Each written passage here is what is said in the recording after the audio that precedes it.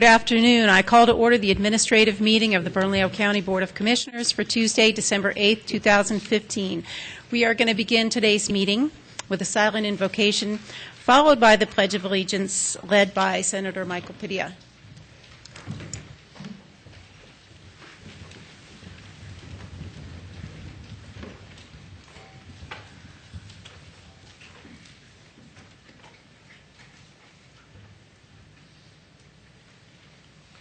I pledge allegiance to the flag of the United States of America and to the republic for which it stands, one nation, under God, indivisible, with liberty and justice for all.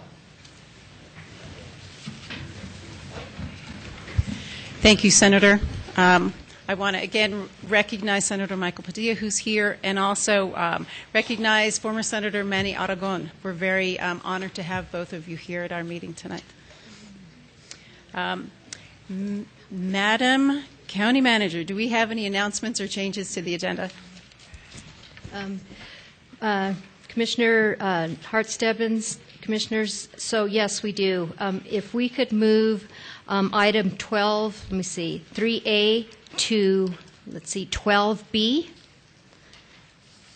3B, if we could move it to 12C. 3C, move to 8U, consent.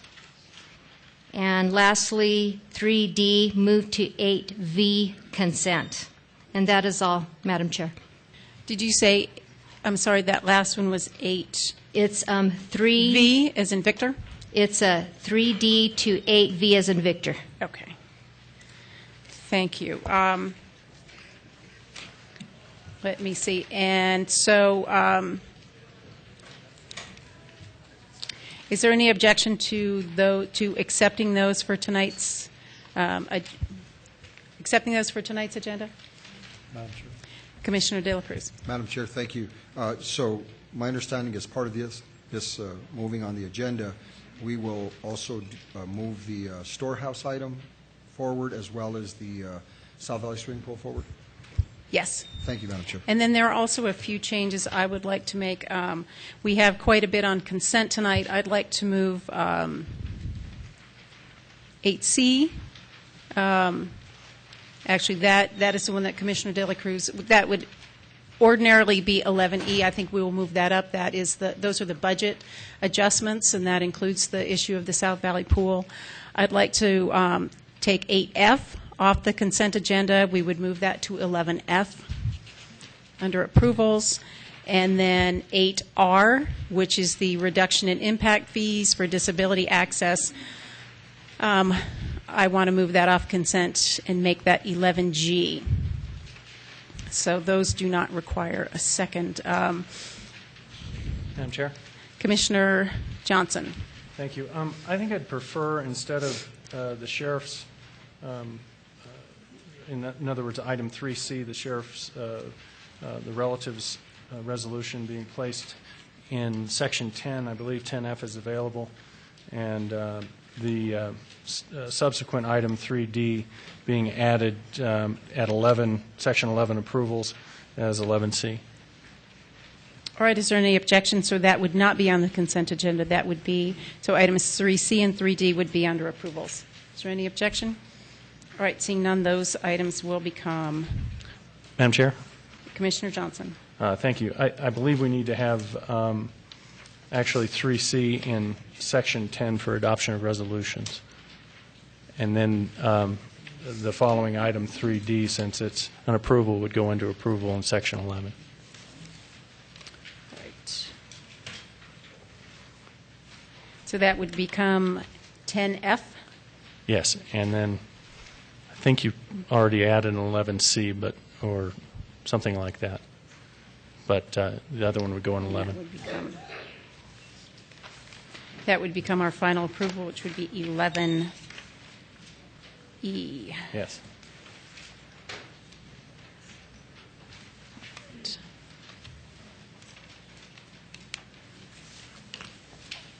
Actually, 11C and D. No, 11C. Got it. All right. Everybody got that?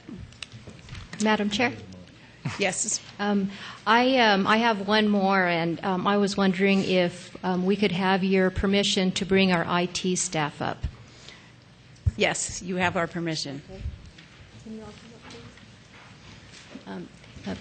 Madam Chair, Commissioners, we, as you all know, last week we were affected by a very serious system software bug which affected all county applications and systems. And the county IT systems, as you all know, was down for 42 hours. So I just wanted to take this opportunity, Madam Chair, to recognize the tremendous efforts made by our IT staff. We're so proud of them for stepping up to the plate, rolling up their sleeves, and addressing the enormous challenge that you all faced last week. So we want to thank you for your diligence and your competence, as well as the sacrifice of your valuable time. We know that you all have families, and on behalf of Bernalillo County, we want to thank your families for their patience as you responded to the increased challenge and stress placed upon you for this event. So, and we also want to acknowledge and thank the public for their understanding. And I know that it wasn't easy for them as well. And we want to thank the rest of our wonderful county staff. But I'd like to recognize each one of them by name. Rod Rolston, Brad Villanueva, Mike Gruen, Monica Salazar, Brett Hankey, Barney Rodriguez, Andrew Chacon, Nick Decknick, and Robert Benavides, our CIO. So thank you very much.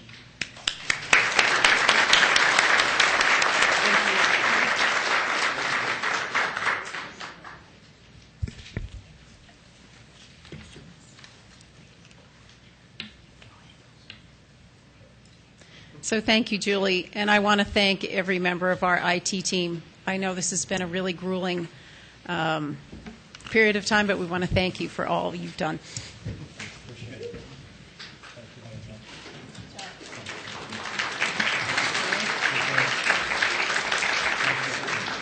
That's all right. Already knocking me off the commission.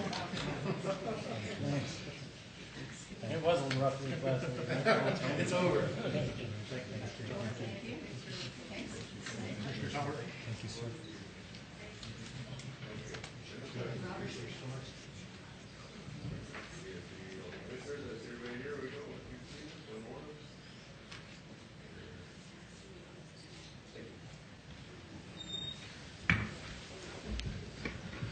Madam Chair. Commissioner Johnson. Thank you, Madam Chair. I want to add my thanks to them. And actually, I do a little bit of IT work for my wife's business, and I understand a little bit how hard you work, certainly not on a scale that you have to work. And what I was most grateful for last week is that nobody was calling me to ask me to fix their network. So I appreciate what you're doing.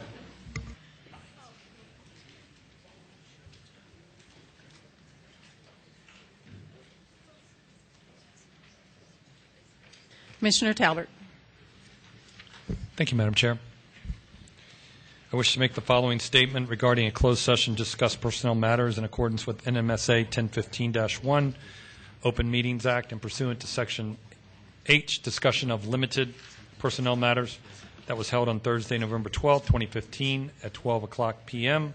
Only those matters listed in the closed meeting notice were discussed.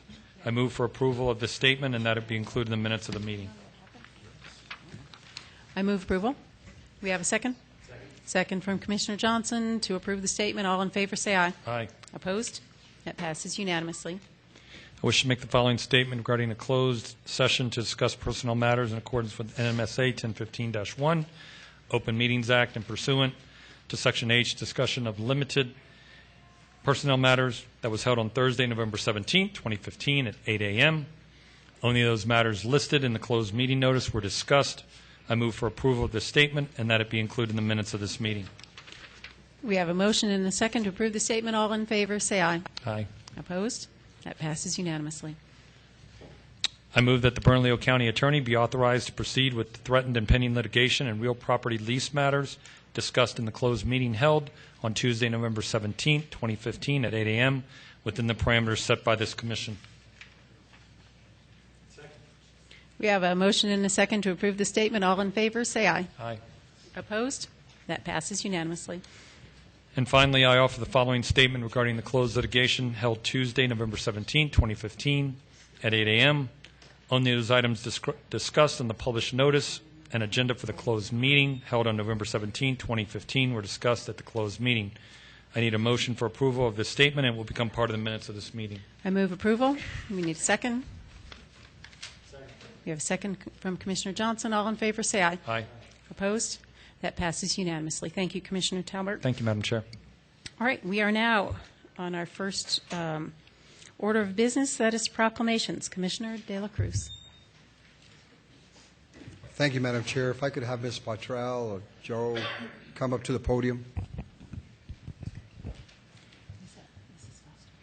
I'm sorry, Ms. Foster.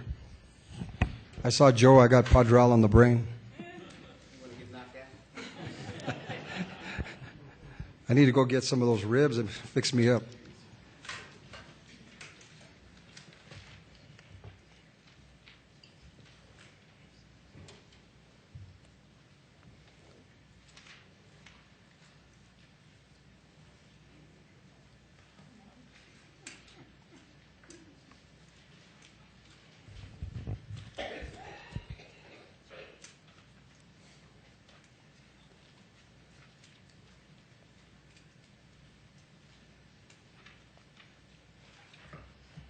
Welcome, Ms. Foster. We're happy to have you join us this evening.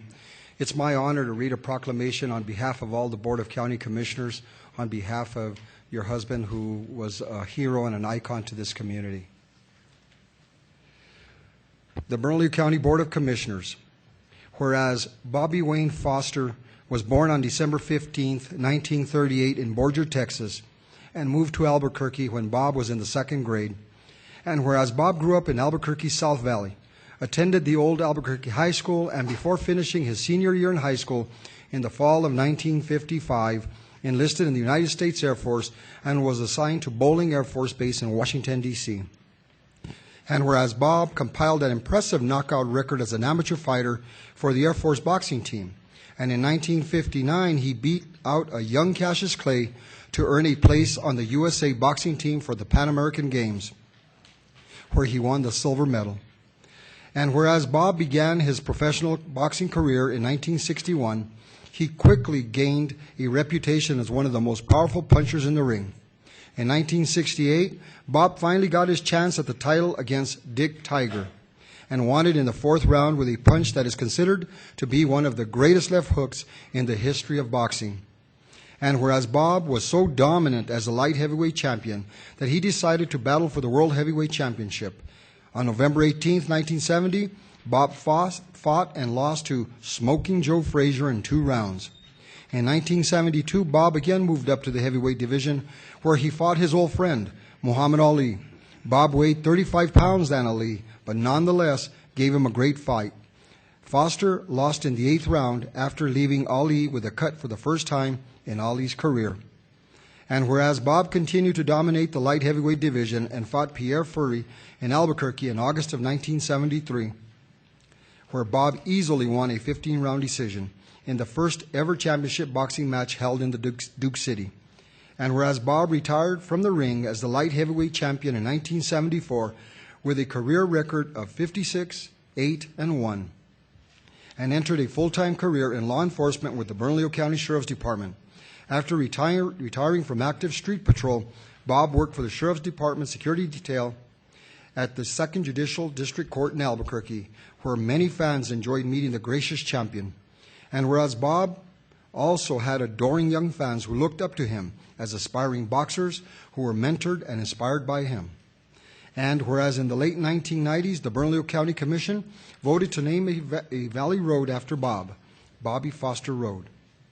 And whereas Bob was elected in the first class of the International Boxing Hall of Fame in 1990, now therefore be it resolved that the Bernalillo County Board of Commissioners does hereby honor Bobby Wayne Foster for his integrity and sportsmanship and for serving the people of Bernalillo County and New Mexico for so many years as their champion, in and out of the ring.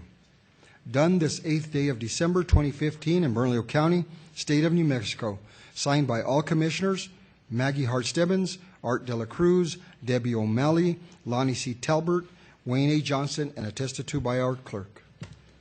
Again, welcome. We are honored to have you here. We were fortunate to have such a great champion in our community. I personally knew Mr. Foster because as a kid, he was one of the deputies out there dealing with us kids from Rio Grande.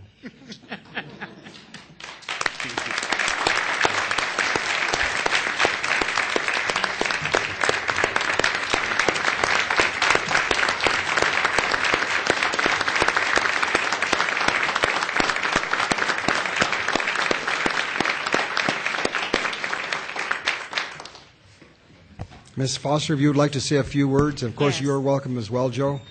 Thank you. I have been here, the last time I was here, it was the occasion for Bobby Road.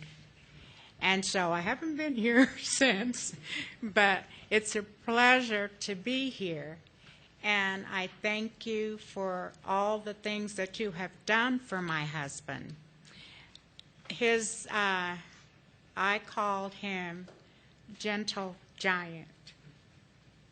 And I'm going to miss him. But thank you. Thank you.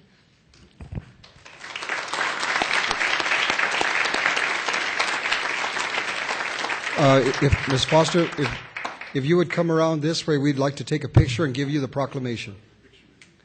Do you want anybody to speak or anything?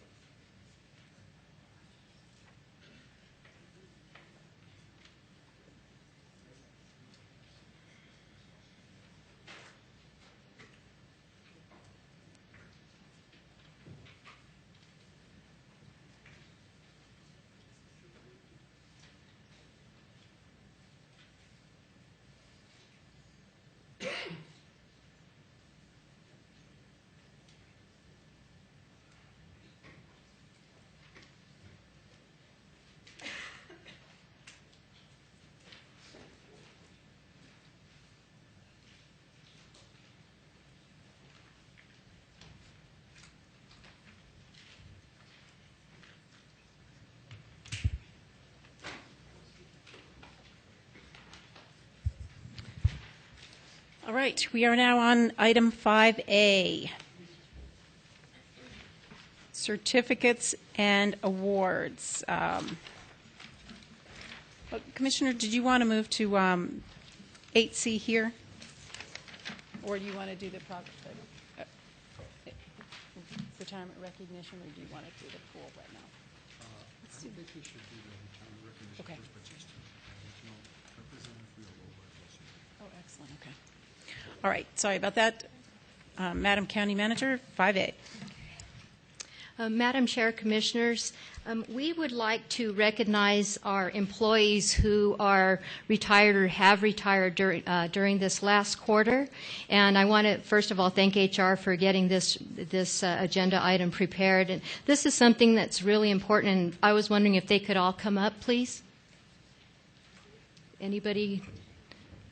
There we go. And we just want to thank the county commissioners and management. We want to thank you all, and we want to recognize you for your dedicated service to the county and the public that we serve. Our employees, we all know, are the backbone, and we are nothing without our employees. And we just want to thank you for your years of service. So what I'd like to do is just introduce to you each one of them, and you all don't have to do anything, don't worry, but we just want to recognize you, okay? Darlene Beard, 15 years, planning. Gary Bowman, 27 years, MDC. Barbara J. Cirabaca de Aragon, 7 years with the treasurer. James Casals, 25 years, Health and Social Services. Richard Castillo, 28 years, Sheriff's Department.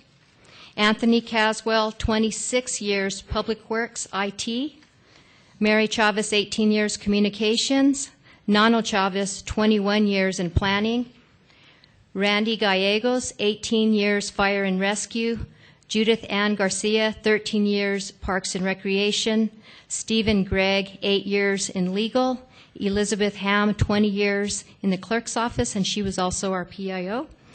Bernadette Jaramillo, 25 years, Parks and Recreation. Kevin Kinsey, 12 years, Risk Management. Esteban Mora, 16 years, MDC. John Murtaugh, 19 years, Fire and Rescue. Emmy Neal, 17 years, Sheriff. James Rissinger, 15 years, IT. Mary Salazar, 20 years, County Manager. Jamie Salmon, 25 years, Parks and Recreation. Diana Speakman, 21 years, Fire and Rescue. Paul Ussery, 18 years, HR, LRM. Janet Warren, 11 years, IT. And Franklin Williams, 20 years in Public Works. So we just, again, we want to thank you, and we wish you all the best in your future. And if you could just go to the commission, and they would like to thank you as well. So if you can all Actually, before you come up, I just want to echo Julie's thanks to all of you. I look at who's here. I see just an incredible wealth of talent and institutional knowledge. And, of course, we're sorry to lose you as county employees, but we're certainly excited for you in this next chapter of your lives, want to wish you the best and thank you for all that you've given to the county during your service here. So thank you. You all have been just incredible county employees, and we'll miss you. Yeah.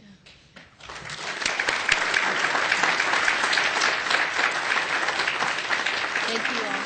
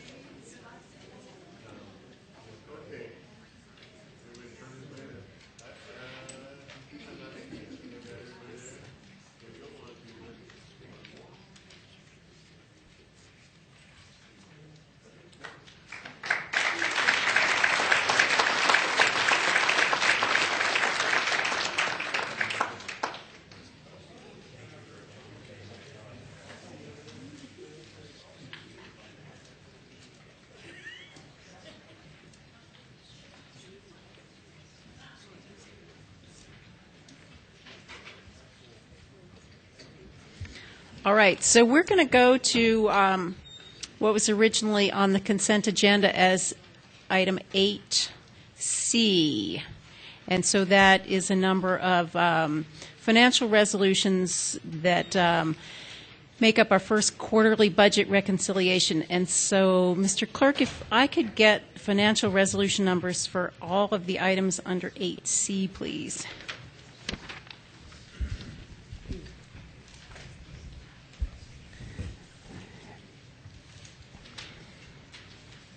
8C would be FR 2015 71, 72, 73, 74, 75, and 76. All right. So, Ms. Moon? Yes. Good evening, Madam Chair, Commissioners. I'm Pamela Moon, Director of Accounting and Budget, and I want to thank you for the opportunity to present Bernalillo County's fiscal year 2016 first quarter budget reconciliation for your approval. The fiscal year 2016 budget was presented and approved by the Board of County Commissioners on May 12, 2015.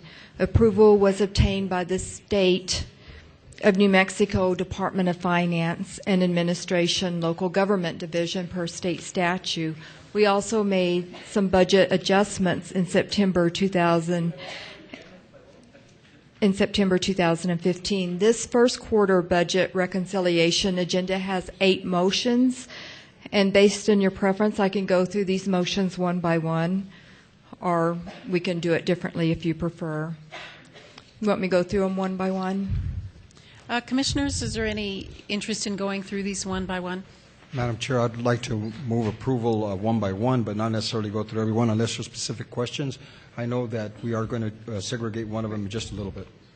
All right, so why don't we just go through one by one? If Ms. Moon, if you would mind Sure. staying in case there are questions. So I'm going to move approval of C1, Second. which is Financial Resolution 2015-71. We have a second from Commissioner De La Cruz. All in favor, say aye. Opposed? That passes unanimously. I move approval of C2 to authorize the county manager to seek reimbursement to the general fund. We have second from Commissioner De La Cruz. All in favor, say aye. Opposed? That passes unanimously. I move approval of Financial Resolution FR 2015-72. Second. Second from Commissioner De La Cruz. All in favor, say aye. Opposed? Passes unanimously. I move approval of Financial Resolution FR 2015-73. Second. We have a second from Commissioner De La Cruz. All in favor, say aye. Opposed? Passes unanimously. I move approval of Financial Resolution FR 2015-74. Second. Second from Commissioner De La Cruz. All in favor, say aye. Opposed? That passes unanimously. I move approval of Financial Resolution FR 2015-75. Second. Second from Commissioner De La Cruz. All in favor, say aye. Opposed? That passes unanimously. We're now on Financial Resolution 2015-76. Commissioner De La Cruz. Thank you, Madam Chair. First, before we even discuss the item, I'd like to amend the amount from what is listed, I believe it's $700,000 to $500,000. I think that was an error on staff's part, if we could do that immediately. All right, we have a motion to, actually, we need a motion to approve FR 2015-76. I'll second that. We have a motion and a second. We have a motion to amend FR 2015-76 to change the amount from $700,000 to $500,000. We have a second from Commissioner Johnson. Any questions about the amendment? Seeing none, all in favor, say aye. Aye. Opposed? That passes unanimously. Commissioner De La Cruz. Thank you, Madam Chair. The South Valley Swimming Pool, which is located next to the South Valley Library, has been a staple of the center of the South Valley for many, many years. It was built in the middle 60s, and over the many years, it was originally built by the city, by the way, but over the many years, it underwent a number of renovations and improvements, but unfortunately, it's gotten to the point now that we really have to either invest in some significant repairs or to demolish the swimming pool. The reality is that to build a brand new pool from scratch is not likely to happen probably not in my lifetime, because we're looking at conservatively anywhere from $3 to $4 million and likely higher. So the best option is to try to do the best that we can to renovate it, improve it, make it safe, and we can do that for a relatively minor amount. This evening, Madam Chair, we have a number of members of the community that have turned out. We have Senator Michael Padilla, who has joined us, Representative Pat Rialoba. These two legislators, I want to thank them because they went to Santa Fe last year and were able to secure about $279,000, if I'm correct. And so the additional $500,000 from Bernalillo County would go a long way into making that pool safe, functional, and open this summer. Unfortunately, last summer it was not open, and many members of the community were saddened by that. There was some media coverage.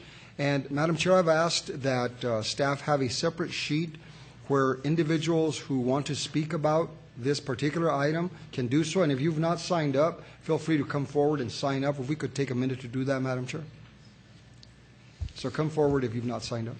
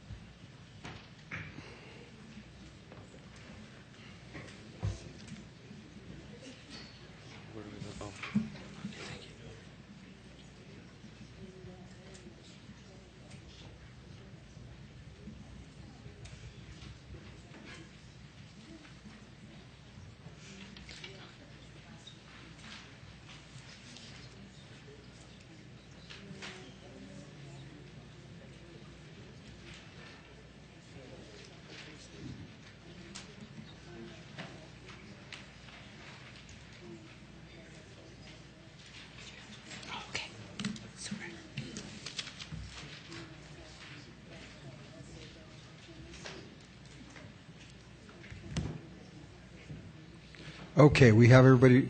If we could have Senator Padilla come forward first. I know he's on the list, followed by Representative Villalobos.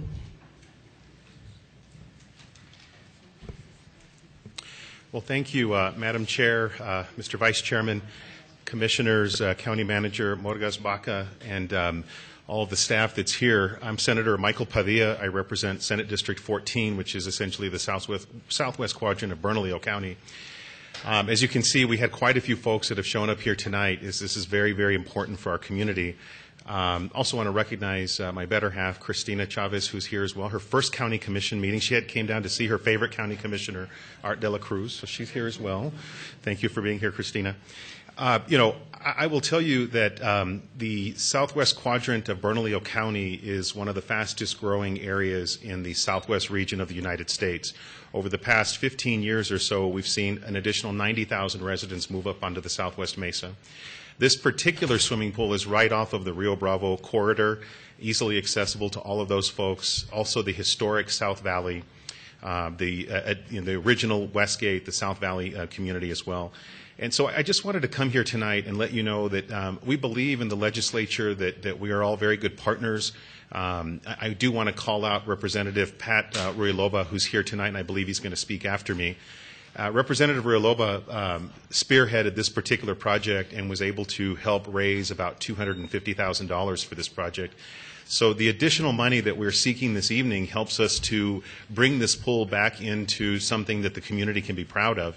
If you drive by whenever this pool is being utilized, Madam Chair, you will find people just coming out of the rafters. This is a very good investment for the county. These are not just South Valley residents that utilize this pool. They have tournaments there. They do a number of things in this particular pool. And, I myself am the former backwards butterfly champion of the Lower East Side of Region 8. I did get a bronze certificate for that. But in all seriousness, this is a pool that is utilized. It gives folks something to do. It takes the kiddos off the street. It exhausts a lot of energy. It brings community together. And I just, really ask you to take a hard look at this particular project. Again, I want to remind you that this is one of the fastest growing areas in the southwest portion of the United States, and we really do need your support. Thank you very much.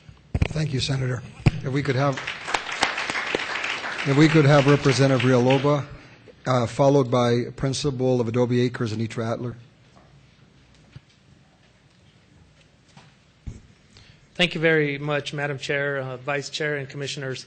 My name is Patricio Villalobos. I am a representative in the House in District 12. Thank you for the opportunity to come have a conversation about this pool. And I really appreciate what Senator Padilla has done. This is of great importance to the community. His support in getting capital outlay was very important in this. I'm going to talk a little bit historically about this pool. This is where I learned how to swim. In fact, the neighborhood just to the west, Adobe Acres, populates about 362 households, not to mention many of the other residents around this pool. This is pretty much the central location for that recreational area. It was kind of, I guess, not really frustrating, but a lot of the neighbors had really big concerns because they were seeing this pool just continue to have issues, and they really asked me to bring some attention and have conversations with many of our leaders in the community to get this done. So I'm really excited to have this discussion today. I really appreciate your support and consideration in this. One thing that I really want to mention in light of what's happening in our community involving juvenile crime and the concerns that we have there, being a police officer, that's of course my utmost concern. Working in a school setting in that environment, we're trying to find ways as a community, as a school, to try to curb some of those behaviors. As many of you know, the prime peak time for those kind of behaviors is from 3 to 6. So it's really important that we have opportunities to assist young people in doing something other than probably they shouldn't be doing. I appreciate Senator winning that medal. I think I was there during that swim meet. He did a really good job with that. And I know he's doing an awesome job for our community in the Senate. Last, I really want to thank all the neighbors that came out tonight. You're going to hear some really awesome stories about how this pool has impacted their life. I still live in Adobe Acres. My kids utilize that pool. My in-laws and my father take their grandchildren to that pool. So it's really important that we continue to keep that pool open and make the necessary repairs. Once again, thank you very much, and I appreciate your consideration in this. Thank you, Representative. If we could have Principal Atler, and then we will begin the regular list.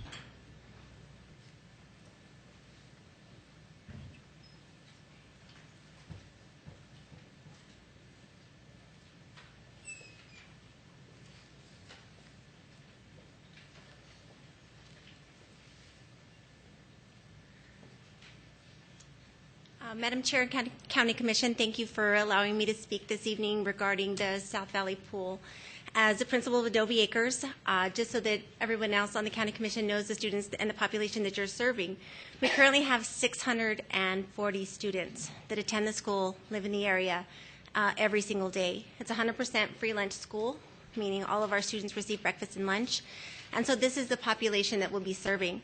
In a rural community, in a rural school, there's not very many places that our students are able to go, to play, to exercise, which will in turn help their vitality, help their education, and help their overall well-being. Throughout my tenure at Adobe Acres, I've tried very hard to improve the facilities, not only for my students, but for the community itself.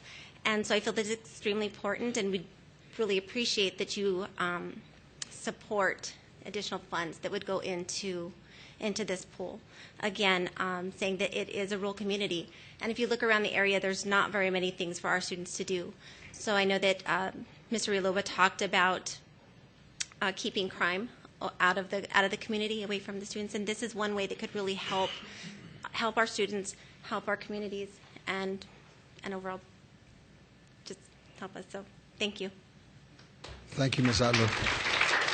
If we could begin with the public list now. When I call your name, please make your way down to the front. Tad Naminsky, Frank Gallegos.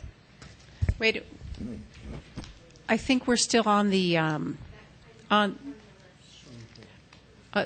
all of these people are signed up to speak on the swimming pool? Okay, sorry. Go ahead.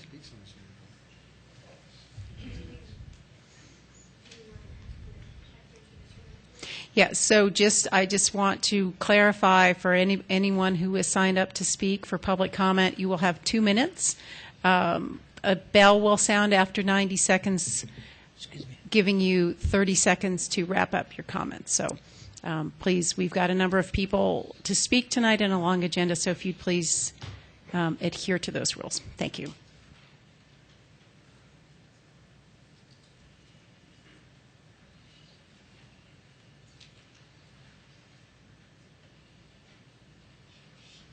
And just to clarify, public comment right now is on the swimming pool, South Valley Pool? That's correct. Okay. Okay. Nobody can see. Okay.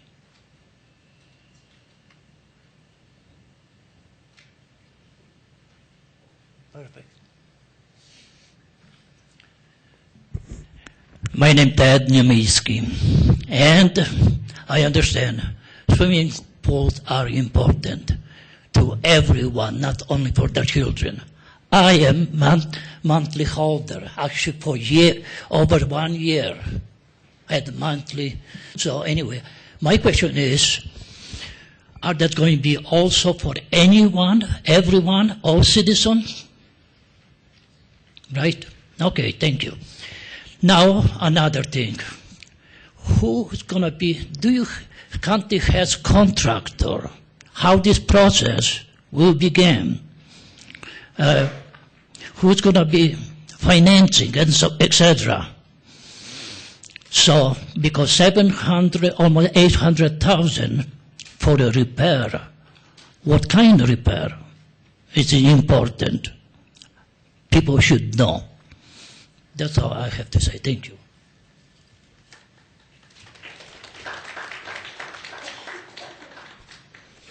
Frank Gallegos, Robert Chavez, Ernest Goodlay.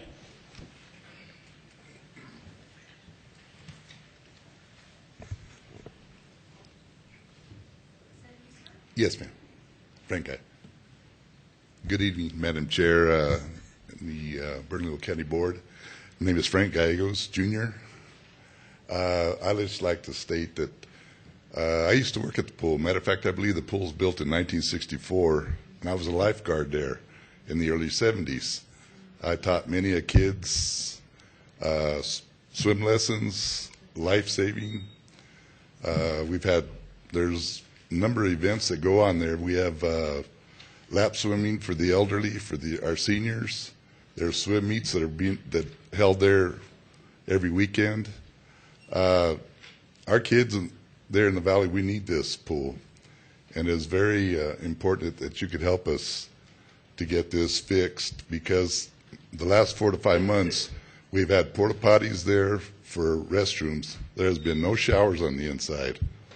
They've had external showers, so I just want to plead with you to help us get this for our kids.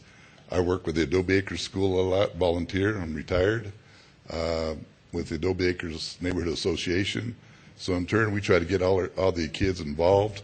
My grandkids, they've been at swimming lessons there for probably about 5, 6 years now, and also a number of the other kids in the community. Again, I'm with the Adobe Acres Neighborhood Association, and we try to keep all the kids involved, whether it be baseball, swimming, or whatever. But right now, if you could help us with the swimming pool, that'd be great. And I'd like to thank you, and have a good evening.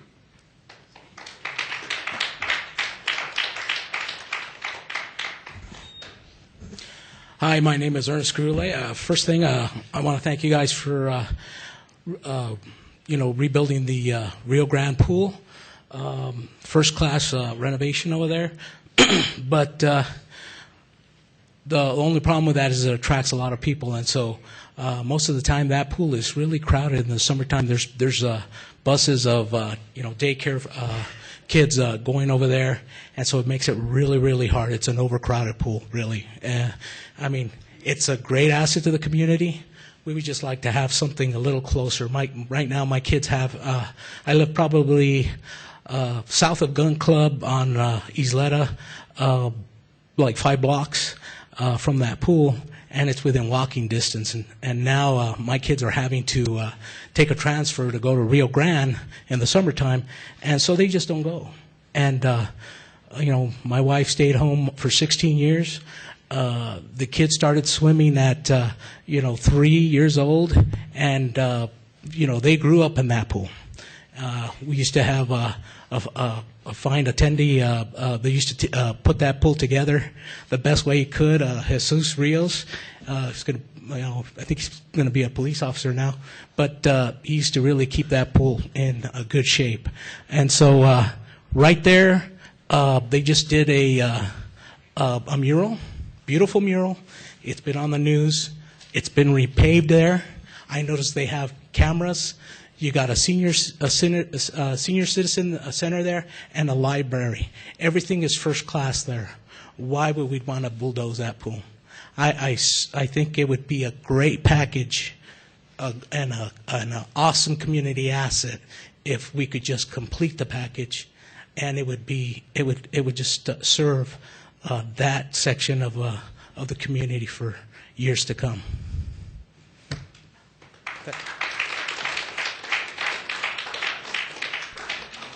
Robert Chavez, Danny Sanchez, Victoria Valdez.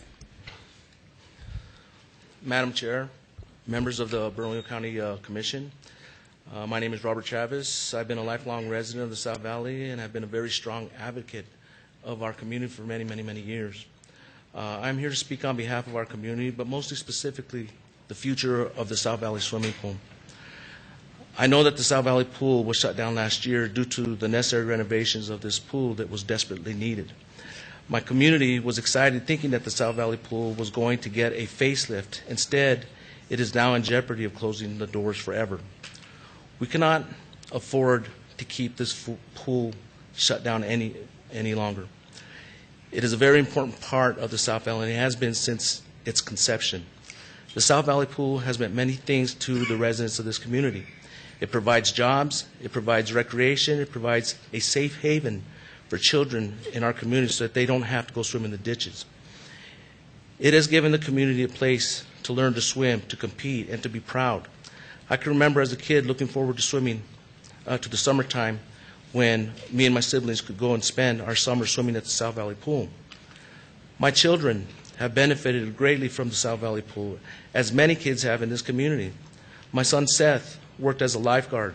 He was an instructor and a coach during the summer while he was in high school and in college, and eventually became a manager there. The South Valley Pool showed my son lifelong skills, responsibility, and gave him a sense of accomplishment. All three of my children competed on the swim team. My youngest son, Jude, went on to become a state champion swimmer and was proud to say that he came from the South Valley. The South Valley Pool is a landmark and has meant many things to so many people. It would be an adverse effect on this community if the County Commission does not come up with the funds to renovate this pool. I am respectfully asking this community or the County Commission to obtain the funds that is going to take to renovate this South Valley jewel that we have in the South Valley. The funding for the South Valley Pool should not even become a question when it's an enjoyment and a quality of life that we all deserve in this community. Thank you for your time.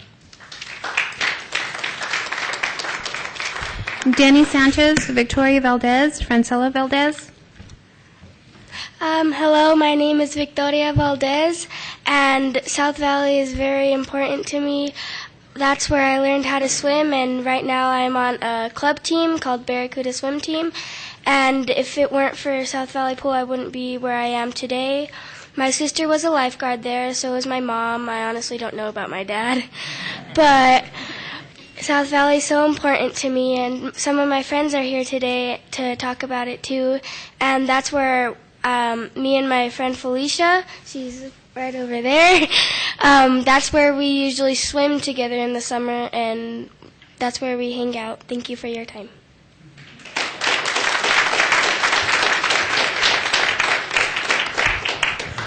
Good evening, Commissioners. My name is Denny Sanchez. Thank you for listening to all of us in reference to our swimming pool down in the valley. I've been a big advocate of working with the commissioners, with the senators, with the representatives. We have a multi-complex with South Valley Little League. We even have Harrison Middle School. We have tennis courts. We have, the library, the senior citizens location there. We have a dog park. If we were to remove a skate park, if we were to remove this swimming pool, we'd have a big eyesore of nothing but just a dirt lot. I swam there. I worked in that area of Adobe Acres. I'm a vice president of the Adobe Acres Association. We have community gatherings there.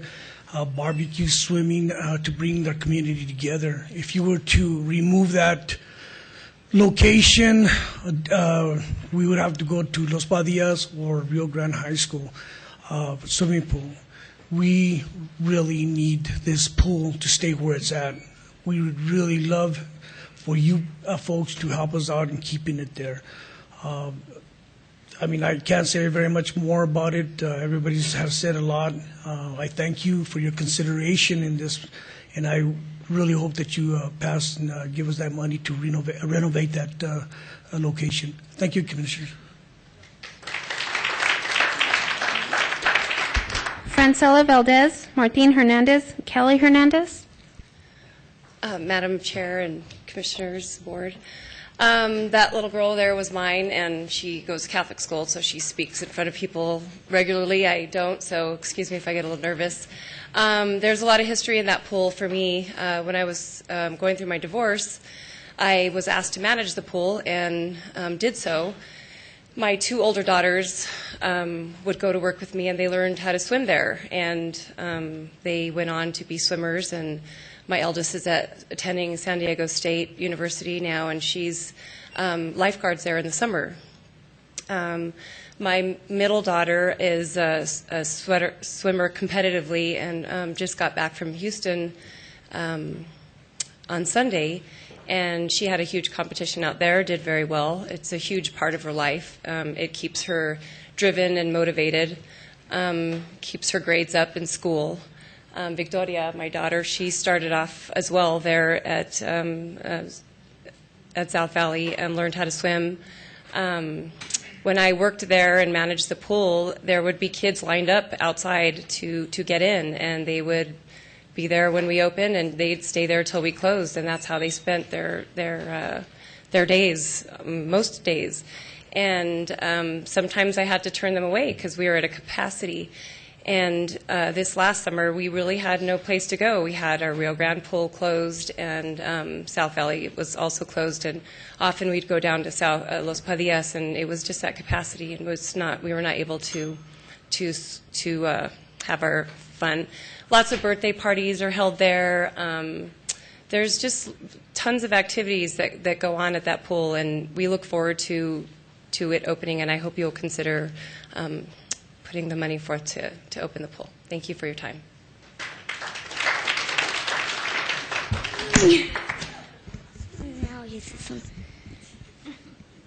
I don't really know what I'm going to say because I've never talked up here. But all I know is that I started swimming there, and I wouldn't be here. I wouldn't be here if that pool was never there. So, right now I am a competitive swimmer. I'm with the Victoria on the same team, and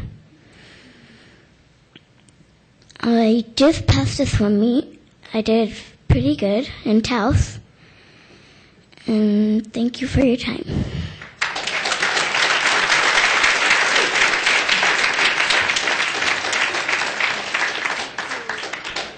Kelly Hernandez, Felicia Medina, Angel Medina. Hi, my name is Kelly Hernandez. That was my son that just spoke to you all. He's never spoken in public before. He is a competitive swimmer now. He swims for a club team called the Barracudas. I'm sure most of you know that they swim at Rio Grande. He learned how to swim at the South Valley pool. All of my kids have learned how to swim there. He started on the swim team at the South Valley pool. He was coached by Francella's daughter, and that's where he learned his love of swimming. That's where he blossomed into the kid that he is today. And when he was 8, he won state championships for his club. And he has just come so far, and he loves it. And he would never have learned that without that pool. It is such an asset to our community. So many people, they go to Los Padillas, they go to Rio Grande. It's so hard to get in. You have to wait. You have to be there early. They hit capacity almost immediately. I have spent so many hours waiting to get into those pools. We have spent so many hours at the South Valley pool. We have had birthday parties there. We have had swim competitions there. We have just laid our towels out and watched the kids have so much fun. And without that pool, it is really just going to be awful for our community. So any support that you could give us, if you could please work on that, we would be very appreciative. Thank you. Felicia Medina, Angel Medina, Elijah Medina. Hello, my name is Felicia Medina, and I loved this pool for a very long time. Me and my brothers used to go there a lot, and we would walk over there and go swimming. And I would hope you would consider fixing the pool for us. Thank you.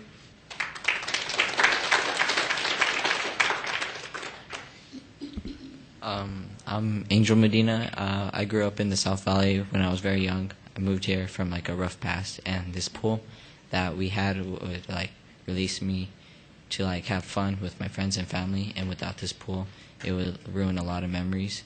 And I'm just hoping that you guys can work on rebuilding it and making it a better pool. Thank you. Patricia Godina.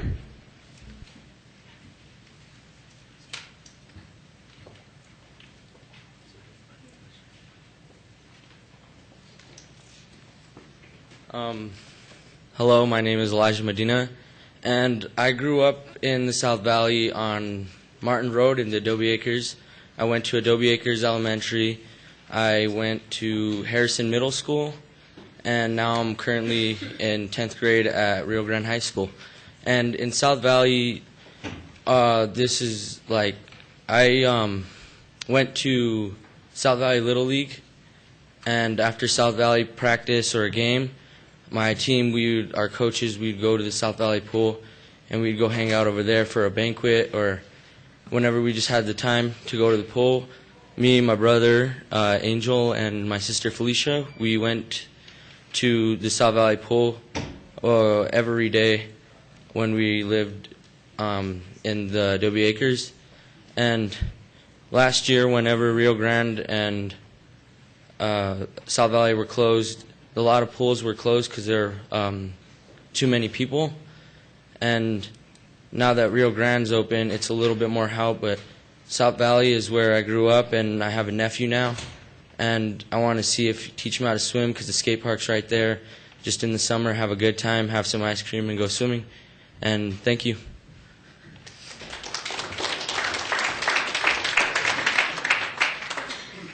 Good evening. First of all, I would like to thank everybody for listening to us. I would just like to say a couple of things. Patricia Godina, and I'm a lifelong resident of the South Valley. A couple of things that I would like to say is, first of all, when you have little ones, it's not easy to wait for 4 or 5 hours to take them to go swimming. They get very anxious and antsy, and they just want to go home. Another thing is when you have teenagers, it's hard to keep them away from gangs, away from drug activity. And with things like the South Valley pool open, there's things for us to do. Last year, we waited for, and I'm not even exaggerating, 4 or 5 hours to get in. Kids would just wait there in line. Another thing is it's tradition. A lot of our parents went there. A lot of times, teenagers just want to get away from their parents and want to be a little independent. So they'll go and grab a lunch and go to the pool. I'm afraid of what's going to happen without the pool. I have a sophomore at Rio Grande, and I have a 12-year-old son at Harrison. And I fear for my kids when they're out in the streets doing whatever they want to do. So I don't let them. But I will drop them off at the pool, just because a lot of the community members, we take care of each other's kids, look after one another. So that's basically what I wanted to say, and thank you, everybody, for your support. Commissioner De La Cruz. Thank you, Madam Chair. I deeply appreciate all of these wonderful people turning out, the children especially speaking so eloquently. I think they're the greatest testament to the need of this particular facility. Within a couple of hours is all it took to have this number of people show up, literally, within a couple of hours. Had we spent a week or two trying to get people, we probably would have packed this auditorium.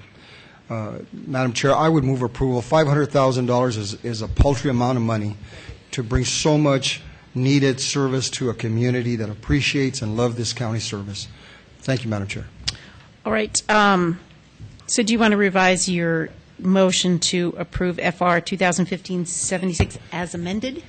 So moved, as amended, Madam Chair. All right. We have a motion from Commissioner De La Cruz, a second from Commissioner O'Malley to approve FR 2015-76 as amended. All in favor? Any questions, comments?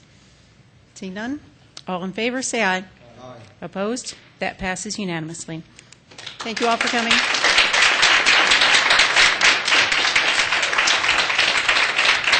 All right. We are now on 8CA. That is to authorize the county. I move we authorize the county manager or her designee to award procurements and as detailed in item 8C8. I have a second? Second from Commissioner O'Malley. All in favor, say aye. Opposed? That passes unanimously. All right. We are now on general public comment. How many people do we have signed up to speak? All right. We have 6 people signed up for general public comment. Julie will read your names. When you hear your name, please come up to the front to get ready to speak. As before, general public comment is limited to 2 minutes per person.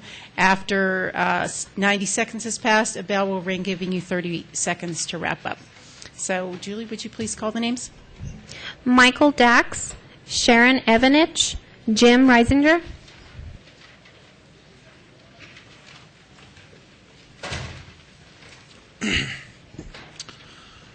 Hi, my name is Michael Dax. I live in Santa Fe, and I'm the outreach representative for Defenders of Wildlife here in New Mexico. And I'm speaking on, I had listed 8C, but it's 8B, the resolution supporting the Endangered Species Act. And I submitted a comment by email earlier today.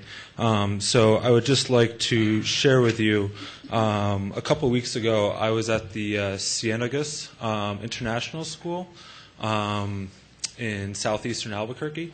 And just today, I had the opportunity to pick up some coloring sheets I had given to the students after I had talked to them about climate change and wildlife. And so I just wanted to share a couple of these with you to highlight the fact that so much of what protecting endangered species is about is making sure that all these things are here for children and grandchildren and generations past that to enjoy.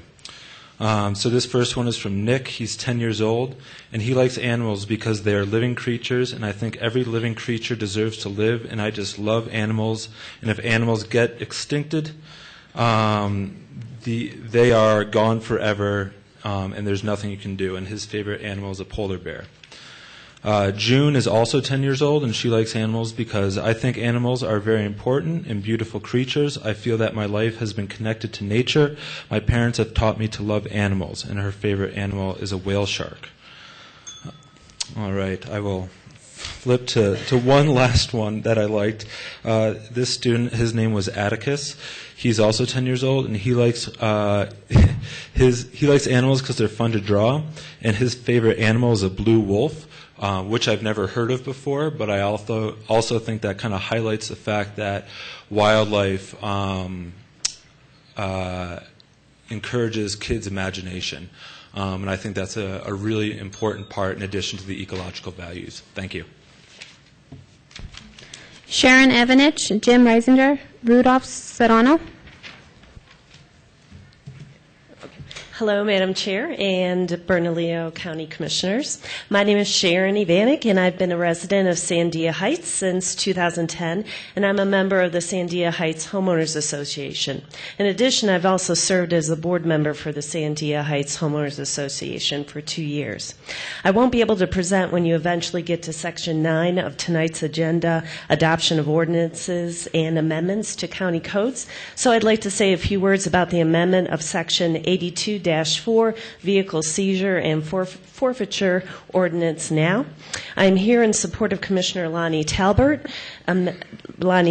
amendment of Section 82-4 vehicle seizure and forfeiture ordinance. For the past 5 years, I've been living in Sandia Heights. I've had to endure, along with my neighbors, the noise pollution caused by illegal drag racing on Tramway Boulevard. The drag racing occurs at all hours of the day, but particularly at night, starting around 9 p.m. until the early morning hours. I've called the Bernalillo County Sheriff's Office to complain, but unfortunately I've not seen any improvement. I support Commissioner Lonnie Talbert's ordinance because it will strengthen law enforcement's ability to reduce and or eliminate the noise pollution caused by illegal drag racing on Tramway Boulevard. I thank you for your time, and please remember what I had to say when you eventually get to Section 9 on your agenda tonight. Thank you. Jim Reisinger, Rudolph Serrano, Tad Naminsky. Good evening, Commissioners and Madam Chair. Thank you for allowing me to give you my input. I'm a recent retiree, 17 years with the county and 23 years with the state of New Mexico. What I'd like to do is voice some input that I've learned in my transition.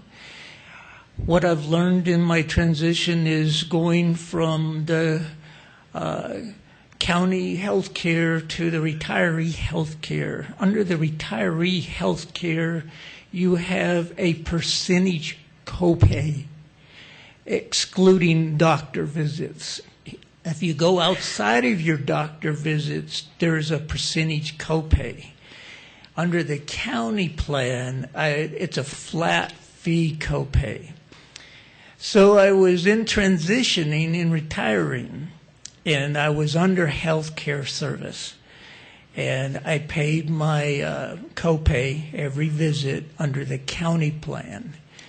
In the middle of that health care plan, I transitioned to retiree health care, which is a percentage copay under the health care services I was receiving. And under the county, it was $50. Under the retiree, under the percentage, it was way past $50. My point that I would like to share with the commissioners is please look into the retiree health care offered to retirees paying and stipulate input to the New Mexico Healthcare Authority that you want a fixed copay for retirees because we're on a fixed income. And I think that that needs to be looked into more. Thank you very much. Commissioner Johnson. Thank you, Madam Chair. And just to address that for a moment, I sit on the Retiree Healthcare Authority Board, so you kind of came to the right place for that. The Retiree Healthcare Authority was formed by the state of New Mexico for all retirees statewide, and it operates under a corpus that is invested to pay for its members. And some of the decisions that we've had to make for a board haven't been very pleasant or easy ones. It is true the county health care and the city of Albuquerque health care plans are far more generous than the Retiree Healthcare Authority. But at one point we were facing insolvency as near as 2020. And now we've got insolvency extended all the way to 2034. Now many employees currently at the county or just starting out here at the county, if we don't do something, there's really only two things you can do to maintain that solvency, and that's either decrease services or increase copays, increase costs to the members. Hopefully, we've been very lucky in the way the stock market has run lately, and the authority has really gotten out of a large hole. But it's a very difficult and complex discussion to have. And I'd be happy if you want to contact my office to sit down and chat with you and with some members from the Retiree Healthcare Authority so that you can understand where we've gone and why those differences are there. Thank you. Rudolph Serrano, Tad Naminsky, Don Trader. Madam Chairman, members of the Commission, just glad to see you guys again. I was gone for a while now. I was in Miami. After Barry won the second time, I got an offer to leave town on Gig Hill, and I took the offer, and I let him work. And I only came back every time they killed somebody. But we have to have honor in politics. If the people chooses a politician, we have to let the people be the majority. And it seems like what we're having here with Manny is like somebody doesn't know how to lose and is chasing him. You know, Andrew Lehman wants to be a public servant. Hispanic in this state, we've been public servants for 100 years. That's the only opportunity that we have in the community. The business community was for the whites, the public servant was the Hispanic. And that's the tradition, you know, that we have. So to obey a tradition is not something unethical when it's the only door. Myself tried to get out of being a servant for 30 years. And what you see right now, I have Susana Martinez in federal court because you have employees making sure Hispanics don't make a step forward. So they stay a servant. Let them be servants. That's all I'm trying to say. You know, if you know, that's an issue. I understand the ethical kind of question, but let Manny be Manny and attack him at the end, not in the middle, because it makes our community look corrupt, and we're not a corrupt community, and we don't have a corrupt sheriff's department. So consider that, and let's play clean. And the other rule. Physics of Wall Street. You know, if you guys are running a community, there's a physics that come with what's going on in the world, and if you apply it to your town, you'll see some future in here. So we don't end up with something negative, man. It's all good. All good. Thank you very much. Tad Naminsky, Don Schrader.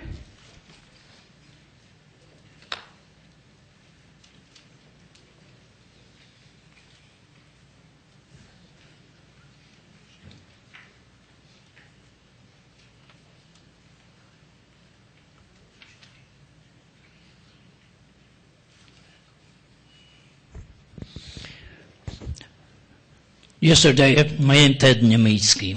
Well, here is, I'll get to this after a few seconds. Let me just brush on some other things. I can't show you this one just because confidential information. I black it out for purpose. Thanks to Governor Susana Martinez, I don't need it.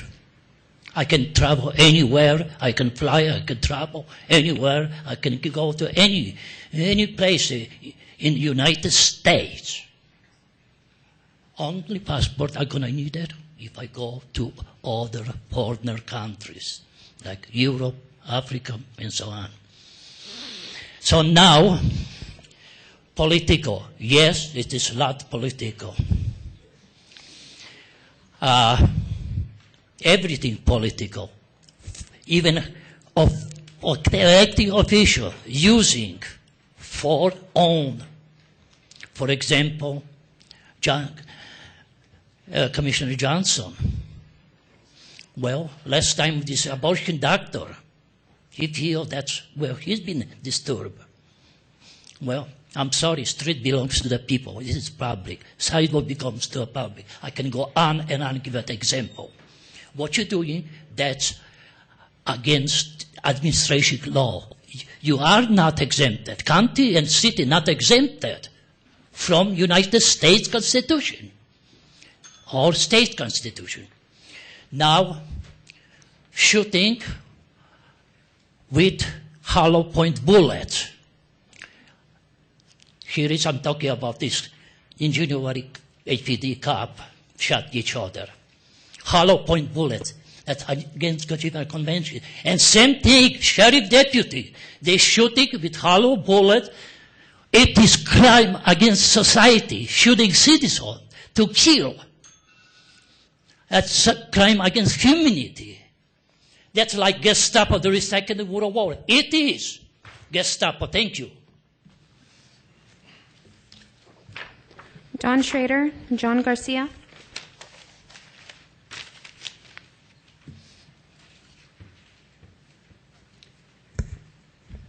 Don Schrader. The main goal worldwide of the U.S. government, sadly, is grabbing more wealth, resources, cheap labor by any means necessary, regardless how many millions of people are robbed, tortured, starved, imprisoned, murdered. The main goal worldwide of the U.S. government, sadly, is not now and never has been genuine democracy, freedom, justice, and human rights. The U.S. government deliberately targets Chicano, black, and Native youth, seducing and recruiting them to go kill low-income people of color abroad. Families of color here become blood invested in evil U.S. wars because of their beloved sons and daughters who are soldiers. Love for their soldier sons and daughters in danger often blinds these families and keeps them from strongly protesting evil U.S. wars. All of this is intentional by the U.S. government to divide people here from people abroad. Divide and conquer. Napoleon said, if my soldiers knew the truth and what they are fighting for, they would walk off the battlefield. Henry David Thoreau said, it is impossible to give a soldier a good education without making him a deserter. His natural enemy is the government that drills him. King of Prussia, Frederick the Great, said, if my soldiers were to begin to think, not one of them would remain in the Army. John Garcia, Judy Dinzo. Good evening. John Garcia, Executive Vice President, Home Builders, Central New Mexico. Just quick, a few comments about the resolution reducing the impact fees for ADA compliant family residences. Respectfully, we appreciate the intentions to incent the builders by reducing these fees. The American with Disabilities Act was not written for single-family housing. It would, the commercial code would apply as opposed to the residential code, which could make it a little bit more cost prohibitive. And so it would be hard to build affordable homes to this standard. However, we look forward to working with you as a resolution if it gets to an ordinance that we can talk about anything that makes it better for a tough business environment. Thank you for listening. Before I leave and have the floor, I'd like to thank Julie Morgus-Baca for what she did when we heard of the passing of Bobby Foster and the Foster family, a friend of the family, and I called Julie right away. And also you commissioners for the resolution, thank you, and also Sheriff Manny Gonzalez for a great goodbye, closing the freeway and making it a real special treat for the family, for a hero of Albuquerque. Thank you. Judy Dinzo. Hi, my name is Judy Durzo. I'm an attorney. I've been practicing in Albuquerque for the past 30 years. Most recently, my practice is focusing on animal law. I'm a co-founder of the Animal Law Section at the State Bar of New Mexico. First, I would just like to thank you all for putting the resolution to support the Endangered Species Act on the agenda tonight, and I would encourage you to act on it. Albuquerque, in particular, all of Bernalillo County, enjoys a very rich wildlife resources. We have a public that's interested and anxious to be outdoors and enjoying the beautiful scenery and wildlife that we have. We're losing species to extinction at an alarming rate, and I just applaud you for putting this on the agenda, and thank you very much. Right, that concludes our public comment period. We're now on approval of the minutes. I move we approve the minutes of the November 10th, 2015 administrative meeting. We have a second from Commissioner Johnson. All in favor say aye. Opposed? That passes unanimously. I move we approve the minutes of the November 17th, 2015 special administrative meeting. We have a second from Commissioner Talbert. All in favor say aye. Opposed? That passes unanimously. Now I move we approve the minutes of the November 20th, 2015 special administrative meeting. We have a second from Commissioners Johnson and Talbert. All in favor, say aye. Opposed? That passes unanimously. All right, we are now on approval of the consent agenda. So Mr. Clerk, I need an administrative resolution number for 8B. And an administrative resolution number for 8M. And I think that's it. Or we've moved off consent. AR 2015-77 and 78.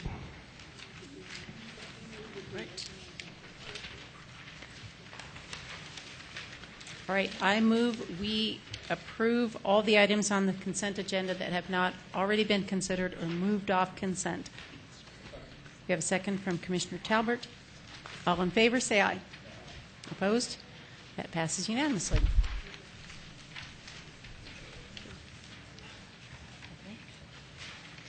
And if there's no objection, I would like to move item 13A to this point in the agenda. We have some guests here. That would be a presentation on the Sugar Skull Run. Commissioner De La Cruz. Actually, I should ask, is there any objection? All right, seeing none, we will hear 13A. Madam Chair, we have Bernadette Miera with us. If she would Go ahead and speak. Good evening, Madam Chair, Commissioners. I'm Bernadette Mieta, the Cultural Services Manager within Parks and Rec. We were fortunate enough to be able to host the Sugar Skull Run. It's an initiative by Commissioner Del Cruz, and it is held the holiday of Dia de los Muertos. We're happy to report that this event, in the second annual this year, doubled in size. We had over 300 runners and about 500 attendees for that event. Specifically, this event is to support the Storehouse of New Mexico. And with that, I will turn this over to Commissioner De La Cruz, and he can introduce our guests this evening from Adelante as well as the Storehouse, New Mexico. Thank you, Madam Chair. I think we have Mike Kivitz with us. If you come to the podium, please.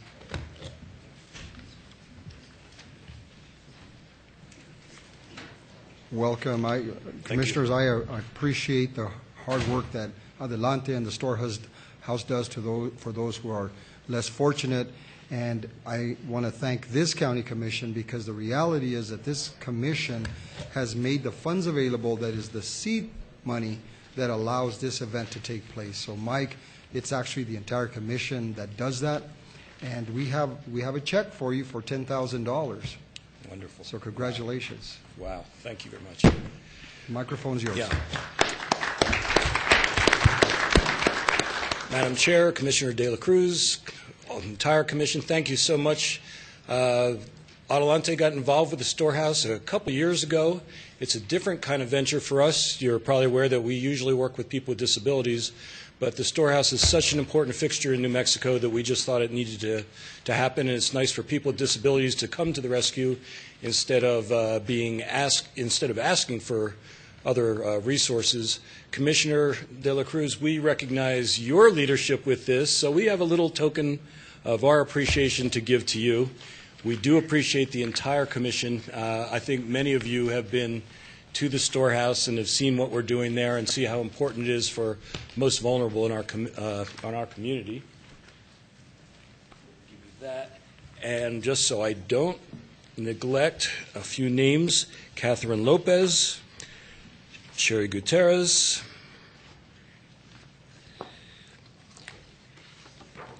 and Kenneth Ortiz. We have a special little thanks for each of you. So we know you have a busy agenda. Thank you so much. Well, it's very important. We're going to need for you to come on up in just a second, but I deeply appreciate you mentioning those individuals, because they are our county staff that work very hard to make this happen. You know, I just say, hey, can we do this? And they make it happen. So really appreciate it. Come on up. We have that money for you. Okay.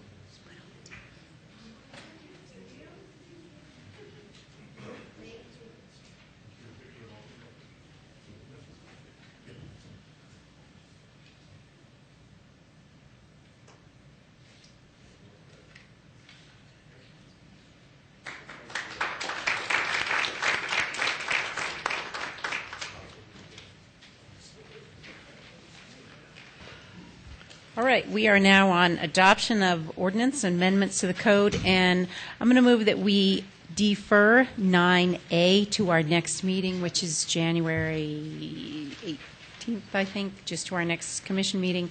We have a motion and a second to defer 9A. All in favor, say aye. Opposed? That passes unanimously. We're now on 9B. Mr. Clerk, may I have an ordinance number, please? Ordinance 2015-32. All right. Do we have someone from legal to present this? Good evening, Madam Chair, Commissioners. My name is Felicia Rivera. I'm from the County Attorney's Office. County Legal had been asked to draft some amendments to our existing DWI vehicle forfeiture ordinance that would include the ability for the Sheriff's Department to seize vehicles of individuals who are caught driving either recklessly or participating in drag racing activities throughout the unincorporated parts of the county. What you have before you is also includes a floor substitute that would include language or actually remove what was existing provisions that said that drivers who only had a prior arrest could have their vehicles seized. We are now changing that to limit the ability to seize vehicles to only those who have a prior conviction history. As far as the reckless driving and drag racing provisions that have been added in there, county has done significant research to show that individuals who engage in this type of driving endanger the community. We found various other jurisdictions throughout the country that have similar ordinances and have similar provisions and have been able to enforce these types of laws under nuisance abatement, which is what we have our current existing forfeiture ordinance under. I will stand for questions as well as representatives from the Sheriff's Department.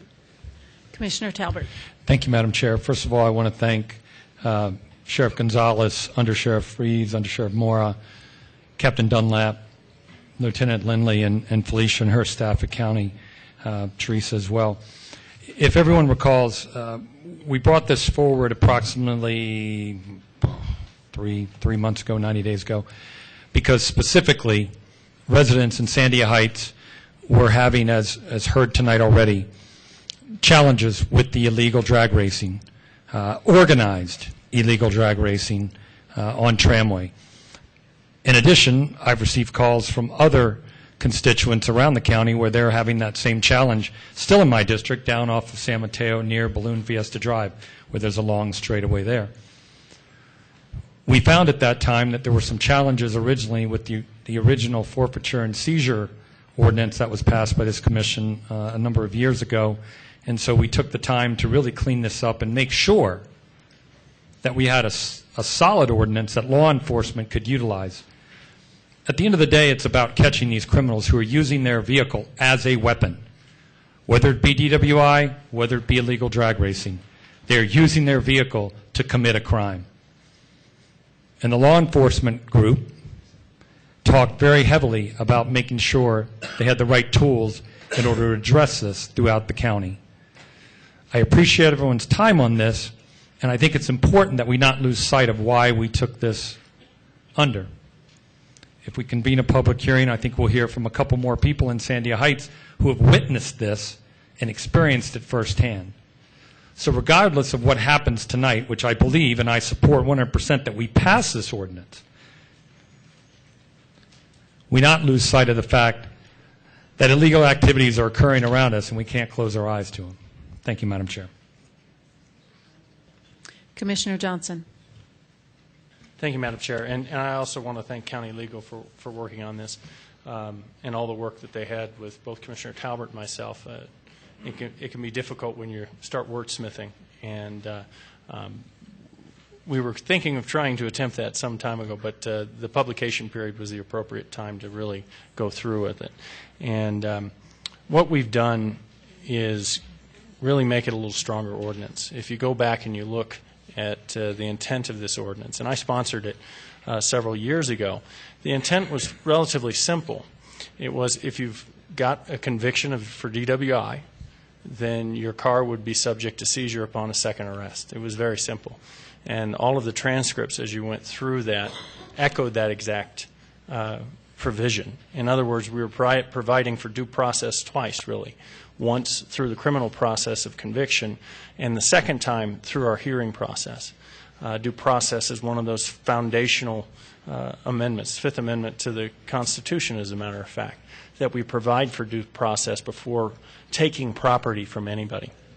So when we started going back through this ordinance to add the seizure component to it, I felt it was very important, particularly in light of some of the recent cases involving the city of Albuquerque, that we clean it up and make sure that there was no gray area, that it was very clear that even though we haven't over the last, what would be 3 years now since the original passage of this ordinance, we haven't been seizing cars upon a first arrest, that's not something that this ordinance would allow, and that it protects those in that situation. We worked very hard several years ago when this was initially passed on the innocent owner provisions. And I feel like it's a strong provision. And to my knowledge, I don't think this ordinance has been challenged in its current form. That doesn't mean that it can't get a little better. And a lot of what you see, Commissioners, in the floor substitute has more to do with cleaning up the language in the intent of the original ordinance than making major changes and modifications to this. We also made sure that those changes were published, so it's not like we're dropping a floor substitute without any opportunity for the public to review it.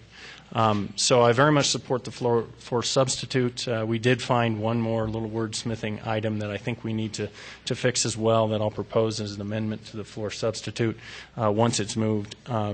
And then again, it's just another one of those cases where we're taking out or arrest from that line, and we'll do that in the proper order here in a few minutes. Thank you, Madam Chair. Commissioner O'Malley. Thank you, Madam Chair. So this, let me see if I understand this correctly, this is for publication or is this for final adoption? This is for final adoption.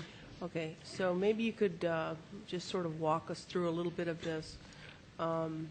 So what basically, I guess, to see if I can understand this correctly. So now, of course, right now, reckless driving is against the law, and someone can be cited for that. There's a citation, I imagine.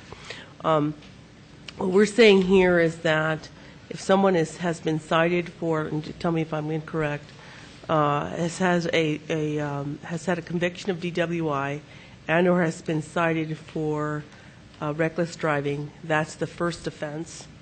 And then if they're cited for reckless driving again, does it take 3 citations for reckless driving, or how does that work? So, for example, for the basis to seize a vehicle for someone caught driving recklessly, the deputy out on the scene would have to verify on scene, or at least to the best of their ability, that that individual had a prior conviction for reckless driving. So this would now be the second offense. So the offense at hand, what they're now being stopped for, what the vehicle is looking to be seized for, would be the second offense. So the deputy there would have to have probable cause to believe that there was at least one prior conviction before they would attempt to seize the vehicle. So in this case, they're seizing on the second offense. Correct. So on the DWI, it's also seizing on the second offense. That's true. So same thing, if someone's a suspected drunk driver, they're pulled over And they're on the convicted. scene. The deputy would run their history, would verify to the best of their ability and the information they have in front of them to show that this person does indeed have a prior conviction for DWI. Then at that point, they would have the basis to seize the vehicle, and then it would proceed through the rest of the process. Okay, and at this point, if you are cited for, if someone is driving recklessly, or it's determined that someone could be driving recklessly, and they don't have to be involved in drag racing. It's basically the person who's arresting would make that determination. And driving recklessly is I guess there's a big long list of what that means, because my understanding is that's really basically a call that someone is making that someone is driving recklessly. So it doesn't have to be drag racing. It's just driving recklessly. And you're saying the second time they are cited for driving recklessly, that then they would go into this. Their vehicle could be seized. That's correct. So at the time that they're stopped, and they're going to be more than likely arrested at the scene for driving recklessly, before that would occur, before the vehicle would be seized, deputy would verify there was at least one prior. So it's always going to be on number 2 or higher. Okay. So if you're cited, that could be dismissed. Once if you took it to court, for example, that could be dismissed. If it's been dismissed, is it considered a prior arrest or a prior citation? Anything that is not a conviction would not be considered prior. Okay, but you're not. So so how does it work in terms of just reckless driving? I'm sorry, could you repeat that? I'm sorry. Well, unless someone else wants to chime in, I guess. I don't know.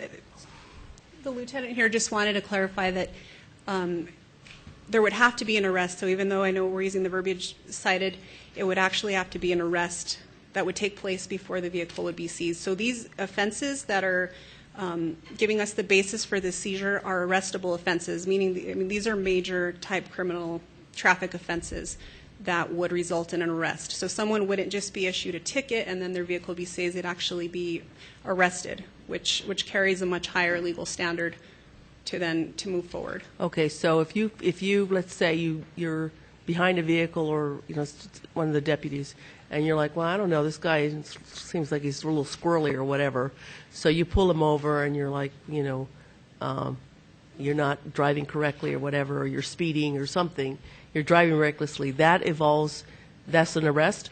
Yes. You actually can't, but you cannot cite for reckless driving. So the previous offense would be, I'm sorry, Brian Lindley, Lieutenant with the Sheriff's Department. So the previous would have to be actually an arrest. It would not be a citation. I just want to make sure you're clear that. Okay, I wasn't sure. Yeah, when you were saying cited, there's not a citable offense for reckless driving. It is actually an arrest. Even on the first offense, if you pull someone over for reckless driving, it's an arrest, not a citation. Not a citation. There's careless, which is one step below that is a citable offense. Oh, it's careless driving. Yes. So what's the difference between reckless and careless driving? Careless is, I'll give you an example of texting and driving. It's not something you intend to do and not something you intend to harm someone. And reckless driving is a wanton, willful disregard for the public safety, meaning that you have no concern for anyone else's safety on the road. Where careless, as most people see it, is texting or not paying attention. You're just doing that. You're just not paying attention to what's going on. Reckless is you do not care about anyone else on the roadway, and your actions, you are showing that through your actions on the roadway. That's interesting. I hadn't heard that before. So texting is you're being careless, and otherwise you're considered. Yeah, and just so you know as well, reckless is in and of itself is not speeding. In and of itself is not reckless. So if someone is just going down the freeway doing 100 miles an hour, 25, 30 miles over the speed limit, that in itself is not reckless. There has to be an actual other offense with it. Cutting people off, tailgating, flashing headlights, driving on the shoulders, something to that offense, to where they're showing they have disregard for anyone else's safety on the roadway. So speeding would not be in the category of reckless driving? Correct. You have to have something else with speeding. Just speeding itself is not in that.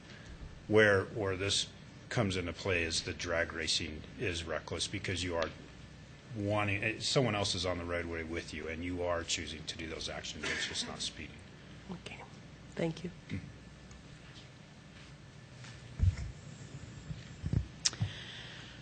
So I've got a couple questions. It seems that there's been a lot of effort put into making sure that seizure happens only after a conviction. Is that correct? I think what we're trying to address here right now, the current climate has gotten very conservative in what the government can try to seize from people in terms of people's private property. And so what we're trying to ensure here, we're trying to, as Commissioner Johnson mentioned, look out for due process and consider people's rights, because it could be the case that maybe somebody was acquitted of their prior charge, and it certainly wouldn't be fair to use that type of situation as a basis to seize someone's property. And so what we're doing is here and looking at the current climate. As you know, there's recent legislation passed at a state level which has come into question about forfeitures in general. And so we're trying to address the concerns and look at what the public outcry is. And so that's why, by cleaning up that language, we're trying to address that and make sure that people do have an opportunity to have their due process issues addressed. And actually, I was going to ask you about that, the new state law, the civil asset forfeiture law. What did the state change? So essentially what HB 560 has done, it has changed the ability for there's no longer separate civil asset forfeiture. Forfeitures now have to be completely rolled up with a criminal prosecution. So in other words, somebody has to be criminally convicted before their property can be seized. However, where there is some confusion right now is that is something that's universally applied to all forfeiture, which is not the case. The New Mexico Forfeiture Act, which has been in existence, I believe, since 2002, has always specified which crimes apply to it. And generally it applies to major drug offenses, trafficking, racketeering, that sort of thing. And it intentionally states which criminal acts apply to that Forfeiture Act. And even within HB 560, the legislature did not include nuisance abatement-related forfeitures. It was completely silent on that. And so it does specifically notate which criminal offenses apply, and nowhere in there does it talk about DWI or any kind of local nuisance abatement forfeiture, which is why we're comfortable proceeding forward with these changes tonight. So it doesn't mention it. So the assumption is that DWI, reckless driving, is to proceed with forfeiture for those two offenses. That's allowable. That is our opinion, because the existing case law in New Mexico has always said that forfeiture related to nuisance abatement, which is what this is based under, it is allowable. The Forfeiture Act, which long existed before even these ordinances were passed, has always, again, specifically said that the Forfeiture Act only applied to those very specific criminal offenses. And so the fact that the legislature went out of its way to notate which crimes specifically it was going to apply to would indicate that that's exactly what they meant. If they wanted it to apply across the board, then they would have stated so, and they didn't. So they specified, can you repeat that? I'm not sure I'm clear on it. So when the legislature and the governor changed the law, they called out specific offenses for which forfeiture could not apply or could apply? Could apply to, what HB 560 does apply to, and what the prior existing New Mexico Forfeiture Act, that part didn't change. So the Forfeiture Act that was originally passed in 2002 specifically, and I apologize, I don't have it in front of me, but I just, generally speaking, again, it's trafficking, racketeering, those kinds of illegal activities. That's what the Forfeiture Act has always applied to. And it goes out of its way, and it says this act shall apply to the following offenses, and it lists them out. And so again, the previous Forfeiture Act, as well as the newly amended one, does not call out nuisance abatement-related forfeiture. So what is the basis for the lawsuit that was filed by the Institute for Justice? You're talking about the one that was recently filed last week? Right. It was filed, I know, against the city of Albuquerque, but I understand that our ordinance was modeled on the city's ordinance. That's true. Well, I'm obviously we're not involved in that litigation, but in reading the complaint that was filed, it seems that they're basing it on just maybe the general intent provision of HB 560 that states something about civil asset forfeiture shall no longer exist in New Mexico. But within their complaint, it seemed that they failed to state why the city's ordinance would apply to that. They don't acknowledge any of the nuisance abatement issues. They don't acknowledge the case law that's already in existence. It just seems that they're basing their entire cause off of just what's in the introduction in the bill. Okay. So it's your feeling at this point in time that that case probably doesn't have much merit and probably would not be applicable to the county's ordinance? For those reasons, at this time, from what we've looked at, we can't see how it would apply to that, only because, again, the bill doesn't note that it applies to nuisance abatement. Okay. So is the intent of these changes that we're considering tonight, is the intent that a conviction must be required in all cases? A previous conviction as opposed to a previous arrest? Yes, that is the intent. And that's what I thought. So I guess I have a concern about, not quite sure, we don't really have a section number here, but page 2, line 17, reads, any motor vehicle operated by a person who is arrested for any of the following offenses. And it says a second or greater DWI. Do we need to add the word conviction? Because if you just sort of leave it a DDI, DWI, it could be an arrest, it could be an acquittal. I mean, it seems to me we've been very specific in the language everywhere else, except there, which is sort of the general provision that kind of governs the whole ordinance. I think what in the law enforcement community generally, when someone is charged with a second DWI offense, it's on the basis that the person already had a first one. And so generally a first arrest or first conviction? A first conviction. So someone wouldn't generally be charged with a DWI second unless they already had a DWI first. Okay. Do you think that needs to be clarified? Just if we say a second or greater DWI, I mean, I can see what the understanding might be in the law enforcement community, but just to be really crystal clear, if that's the intent, it seems we would want to be very specific about that. I think we can add that. Okay. I think that would help. All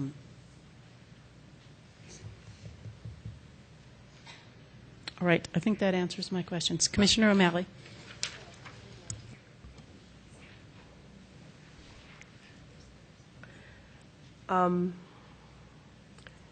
So I just have a couple things.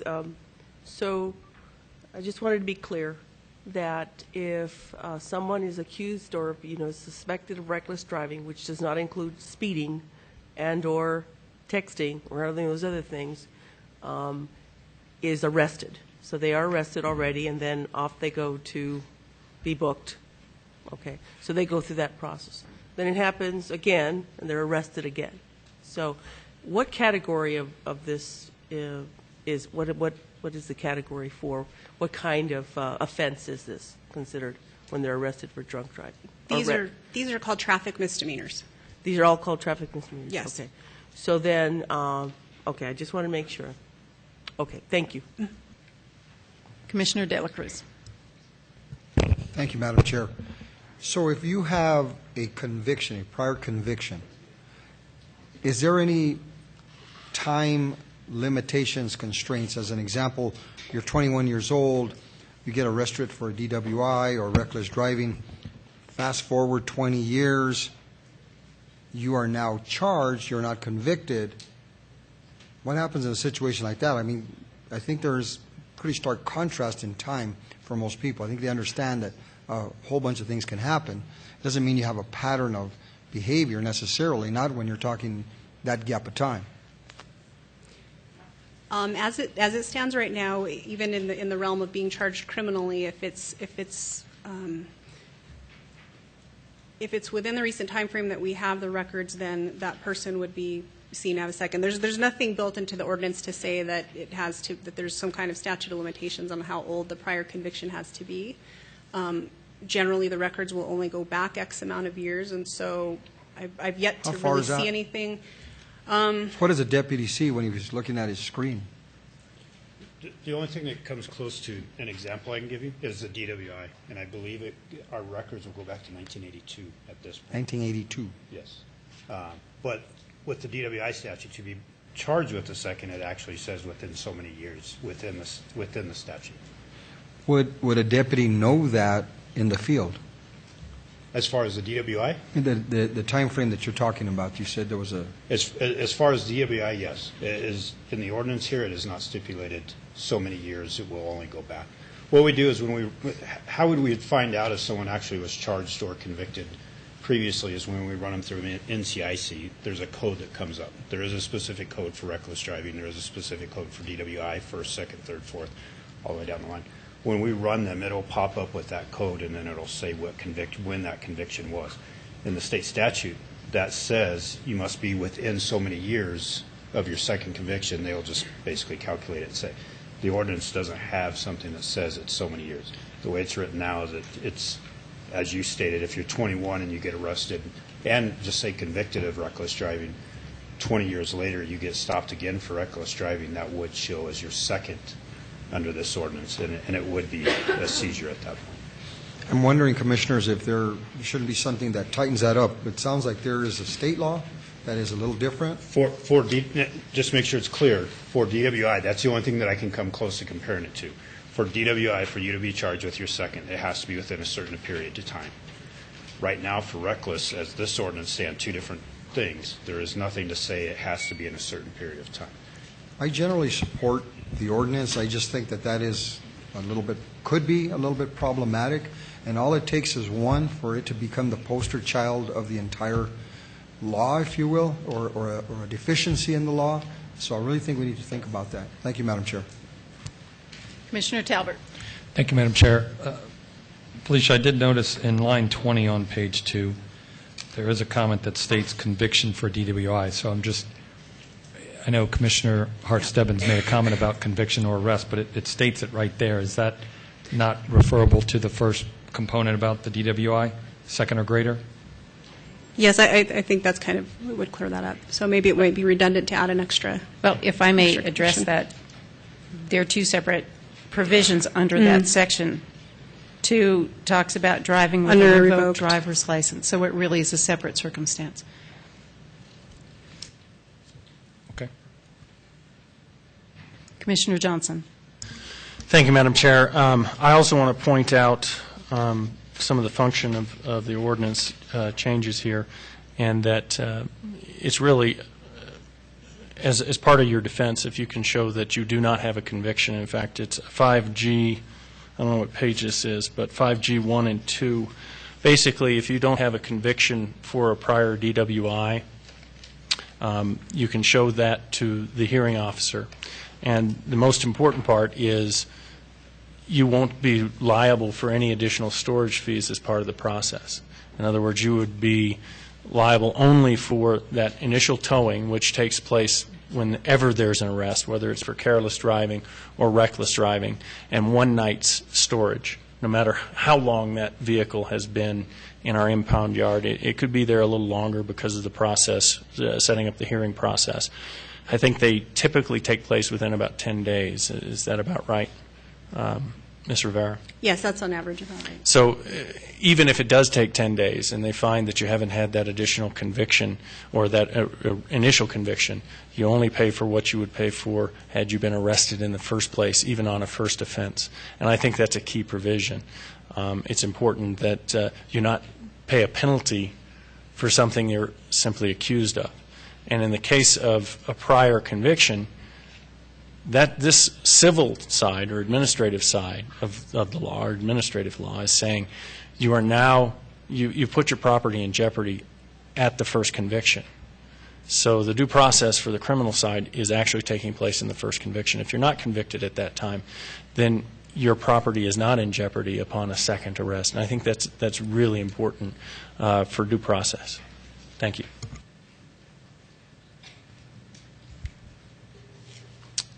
Well, I would certainly agree with the concept of due process. I just want to make sure that we don't have something that provides a loophole when what the intent is that we want to be consistent across this. I guess I have one other question. So does this ordinance place a vehicle immediately in forfeiture proceedings? No, it would not. So what would happen is at the time someone's arrested, their vehicle would be seized. It would be towed to the county storage lot. The registered owner would have an opportunity to request a hearing. Those hearings are generally, though they're required to be set within 20 days, but we usually set them within about a week or so. And then at that time, almost all individuals have an opportunity to either, they can proceed with the hearing if they want to present defenses, or they have the option to sign a boot agreement or a impoundment hold agreement. And I would say probably, well, the vast majority of people do that, so very few vehicles actually proceed to forfeiture. Most folks do take the boot agreement option, which takes the vehicle out of the hands from the dangerous driver for a period of time. They pay a fee that covers all the county's costs for towing and storage, and again, the vehicle is immobilized so that the offending driver can access it for a period of time.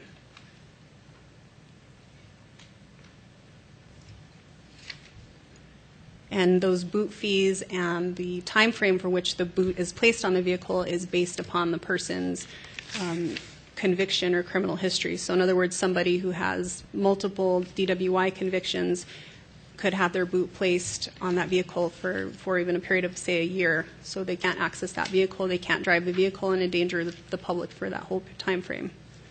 Okay. So what does it mean, Section 3, where it says a vehicle seized under this section shall not be subject to replevin?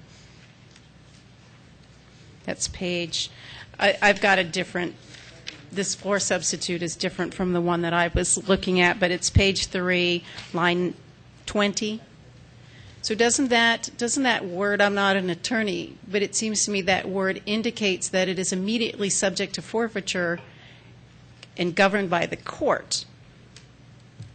And I raise this because I understand that was a real concern of the legislature and an issue that is being raised in this lawsuit about whether or not any of these ordinances or state laws make property immediately subject to forfeiture before a conviction or before a determination of the case. Right. And, well, so I think, yes, they're saying that this, under the ordinance, they would not have the right to replevin proceedings. But, however, again, built into the ordinance is the option. They do have a relatively immediate hearing. If this person were arrested anyway under normal circumstances without a forfeiture, that vehicle would still be impounded. It would still be taken out of their hands for a period of time until they went through the procedure to get it taken out. Never, ever have I ever seen the county pursue a case immediately to forfeiture. Every individual is always offered the opportunity to present whatever their individual circumstances are, as well as to engage in the settlement or the boot or the hold agreement. And so, again, the risk of having someone's vehicle proceed immediately to forfeiture, I've just yet to see us actually handle a case in that manner. Okay. But the fallback is it's moving towards forfeiture unless somebody requests a hearing. Yes. Okay.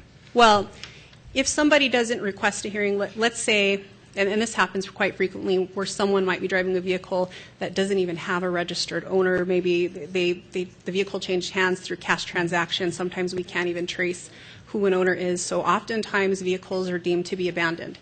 And so there's an abandonment statute that has provisions on how we handle that. And so it requires all kinds of publication and all sorts of things so that whoever the registered owner may be can come forward and claim that vehicle. And so there are multiple levels of protection for all the parties involved in these cases. All right. That ends my questions. Commissioners, any other questions or comments? Commissioner O'Malley. I think. So I'm trying to understand this a little better. So I was told that, reckless driving, someone is arrested. What happens to the vehicle when someone is arrested for reckless driving? It's generally just towed to the scene. You mean in a case where there isn't a seizure at hand? Mm-hmm. It's always towed to wherever the impoundment lot is, correct? Is it impounded? It's impounded? I'm sorry. Madam Chair, Commissioners, when an arrest is made, the vehicle is towed from the scene. We have an on-call rotation with all the record services that have entered into contract with the county. So whoever the on-call tow truck service is, record yard, depending on the location within the county, from the site of arrest, the vehicle is towed to their yard. To the record services yard. Unless it's pending a seizure, then it goes to the county yard. Okay, so then it goes to the records yard. So does somebody have to pay to get that out of the records yard? Yes, ma'am. Do you know what that cost is typically? I do not. I'd be guessing if I told you. Thank you. Right, and I guess I do have one last question, and this is for our sheriff's deputies. So in terms of danger, risk, frequency of offense that you see, where would you rank, say, speeding in a school zone relative to, say, drag racing? Madam Chair, Commissioners, I didn't introduce myself earlier. Greg Reese, the Sheriff's Department. Unfortunately, both those incidents are very high. I think speeding in a school zone is more prevalent, and I make that assumption every day driving into work. It's just something I see every single day. I do, when I'm off duty, I have seen severe drag racing going on within the county and within the city. So using my personal examples as a reference, I would say my observations, speeding within a school zone is more prevalent. So would we want to add that to the list of offenses for which a vehicle could be seized if we have someone who commits that crime twice? Is that something that you would support in adding to this ordinance? Well, I believe that is something we can consider, but the definition of reckless driving is the willful wanton disregard of others while operating the motor vehicle. So, yeah, I mean, if that's something that we would think, the school zones typically have to be, they're posted, there's normally personnel there identified as such. And so, again, the difference between, I guess, the careless and the reckless is there's an intent on the reckless portion. It's not, I reached down, changed the radio station, did something like that. That would be, a careless offense.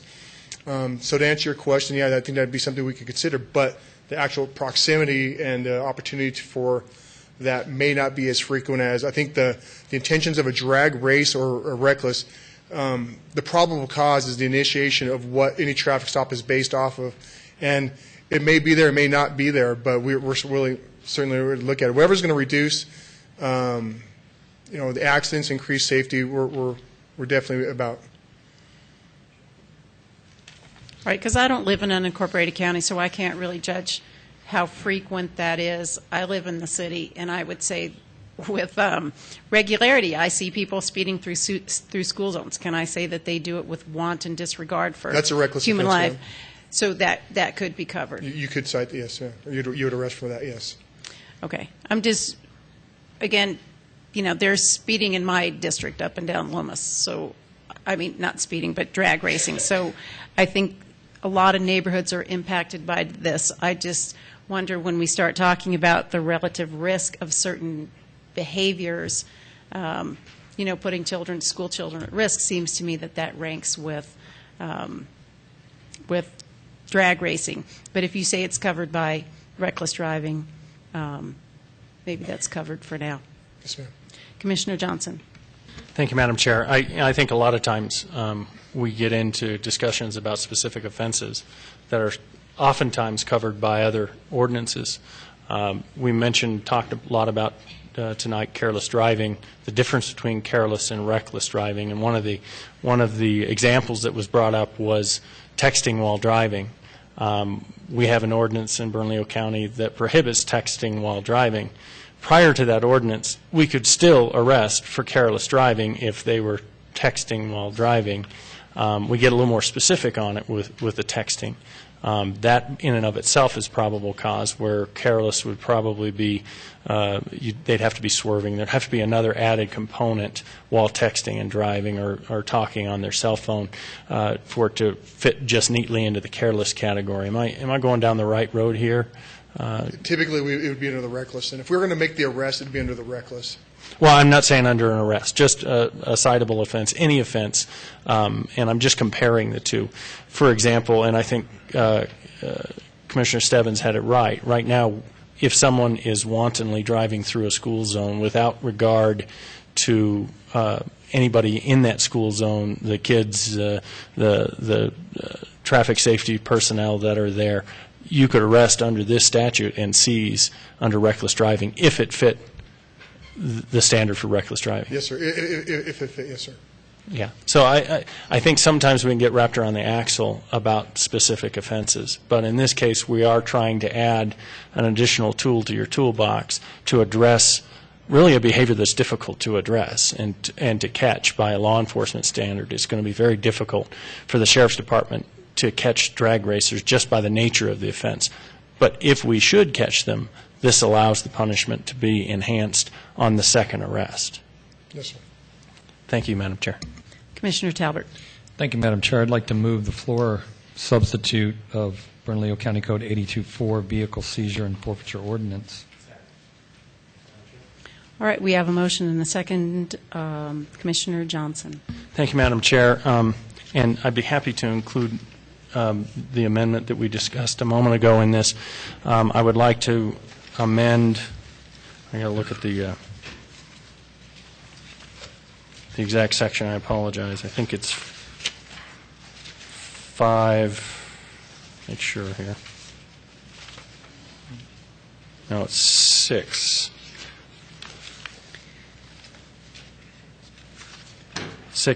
I believe, I, which is on the last page.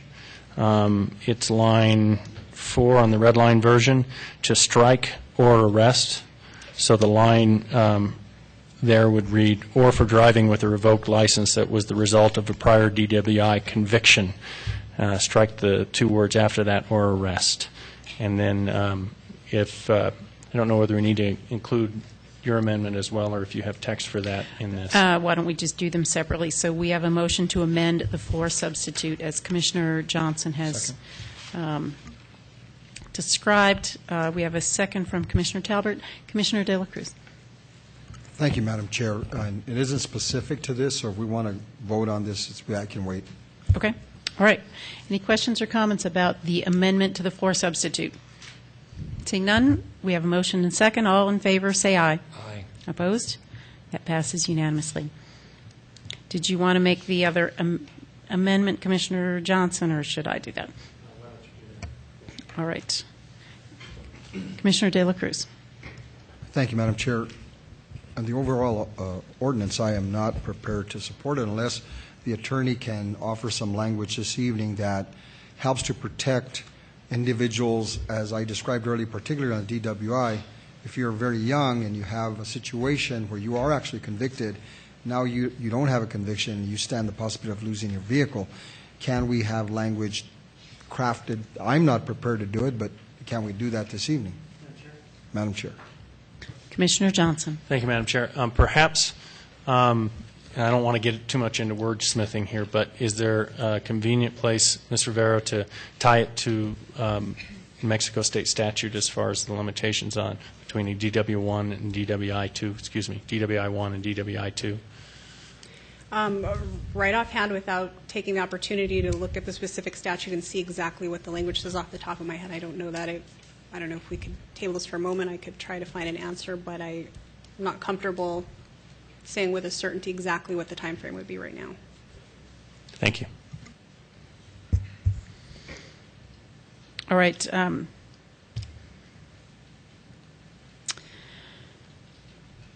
I would like to move another amendment to the floor substitute. That would be A1 5C. That's page 2, line 18. Amend it to read a second or greater DWI conviction. Just add the word conviction at the end of line 18. That would require a conviction as opposed to leaving that a little bit ambiguous. So we have a motion and a second from Commissioner Talbert. Any questions? Right, seeing none, we have a motion and a second to further amend the floor substitute. All in favor, say aye. Aye. Opposed? That passes unanimously. Commissioner De La Cruz. Thank you, Madam Chair. Mr. Rivera, how much time do you think you would need to come up with some language? Is this something you would need a few minutes? You want to? Depends how readily I can pull up the statute on my Well, smartphone. So maybe 20 minutes. I'm sorry, say it again? Depends how quickly I can pull up the statute on my phone. So maybe 20 minutes. Madam Chair, I think it's worth 20 minutes. We come back. We've got other business anyway. Okay. I agree. I would move that we wait 20 minutes or so, 30 minutes. All right. So, Teresa, what's the proper motion? So we've already amended this floor substitute. We haven't accepted the floor substitute yet.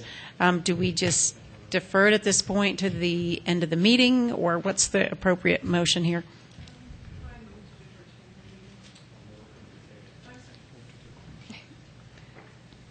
Madam Chair, Commissioners, I would ask that you go ahead and move it to defer to the end of the meeting. You give us some time.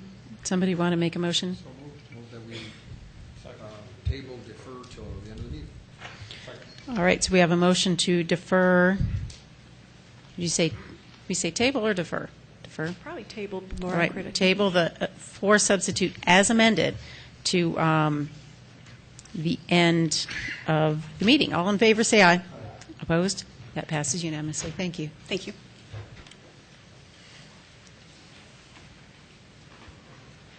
All right. With that, we go on to item 9C, the Affordable Housing Plan. Wait a minute. Okay, when we bring it back, we need to convene a public hearing. since we've not had that. So we'll do that when we come back to the vehicle seizure ordinance. Excuse me. Mr. Clerk, may I have an ordinance number for 9C? Okay. Ordinance 2015-32. And then I'll have to get a new ordinance number for the vehicle seizure. That's correct. All right, thank you. All right. Ms. Valdez.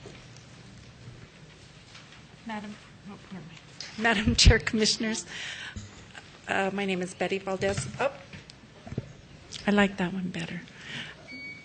I am here to ask for approval on the Affordable Housing Plan ordinance.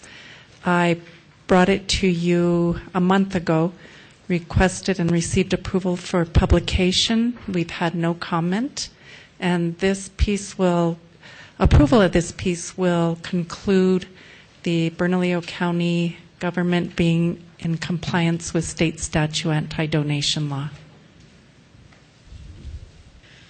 All right, we have a motion to approve. I will second that motion. Julie, do we have anyone signed up to speak at the public hearing? All right, because this is final passage, we will now convene a public hearing. We have one person signed up to speak. Tad Naminsky.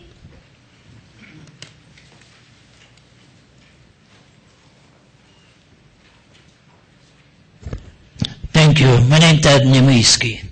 Yes, it is so many issues when it comes to supporting housing.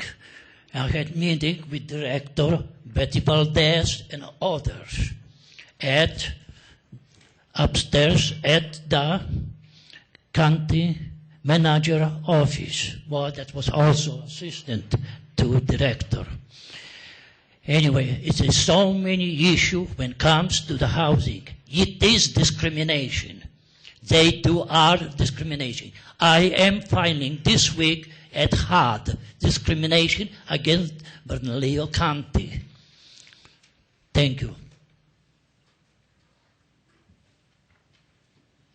All right, that ends our public comment, our public hearing on ordinance 2015-32. Commissioner O'Malley, did you move approval? And we had a second? And I seconded. All right, we have a motion and a second to approve ordinance 2015-32. All in favor, say aye. Opposed? That passes unanimously. Thank you. Thank you. All right, we are now on adoption of resolution. Mr. Clerk, may I have an administrative resolution number 4. Items 10A, 10B, 10D, and 10E, please.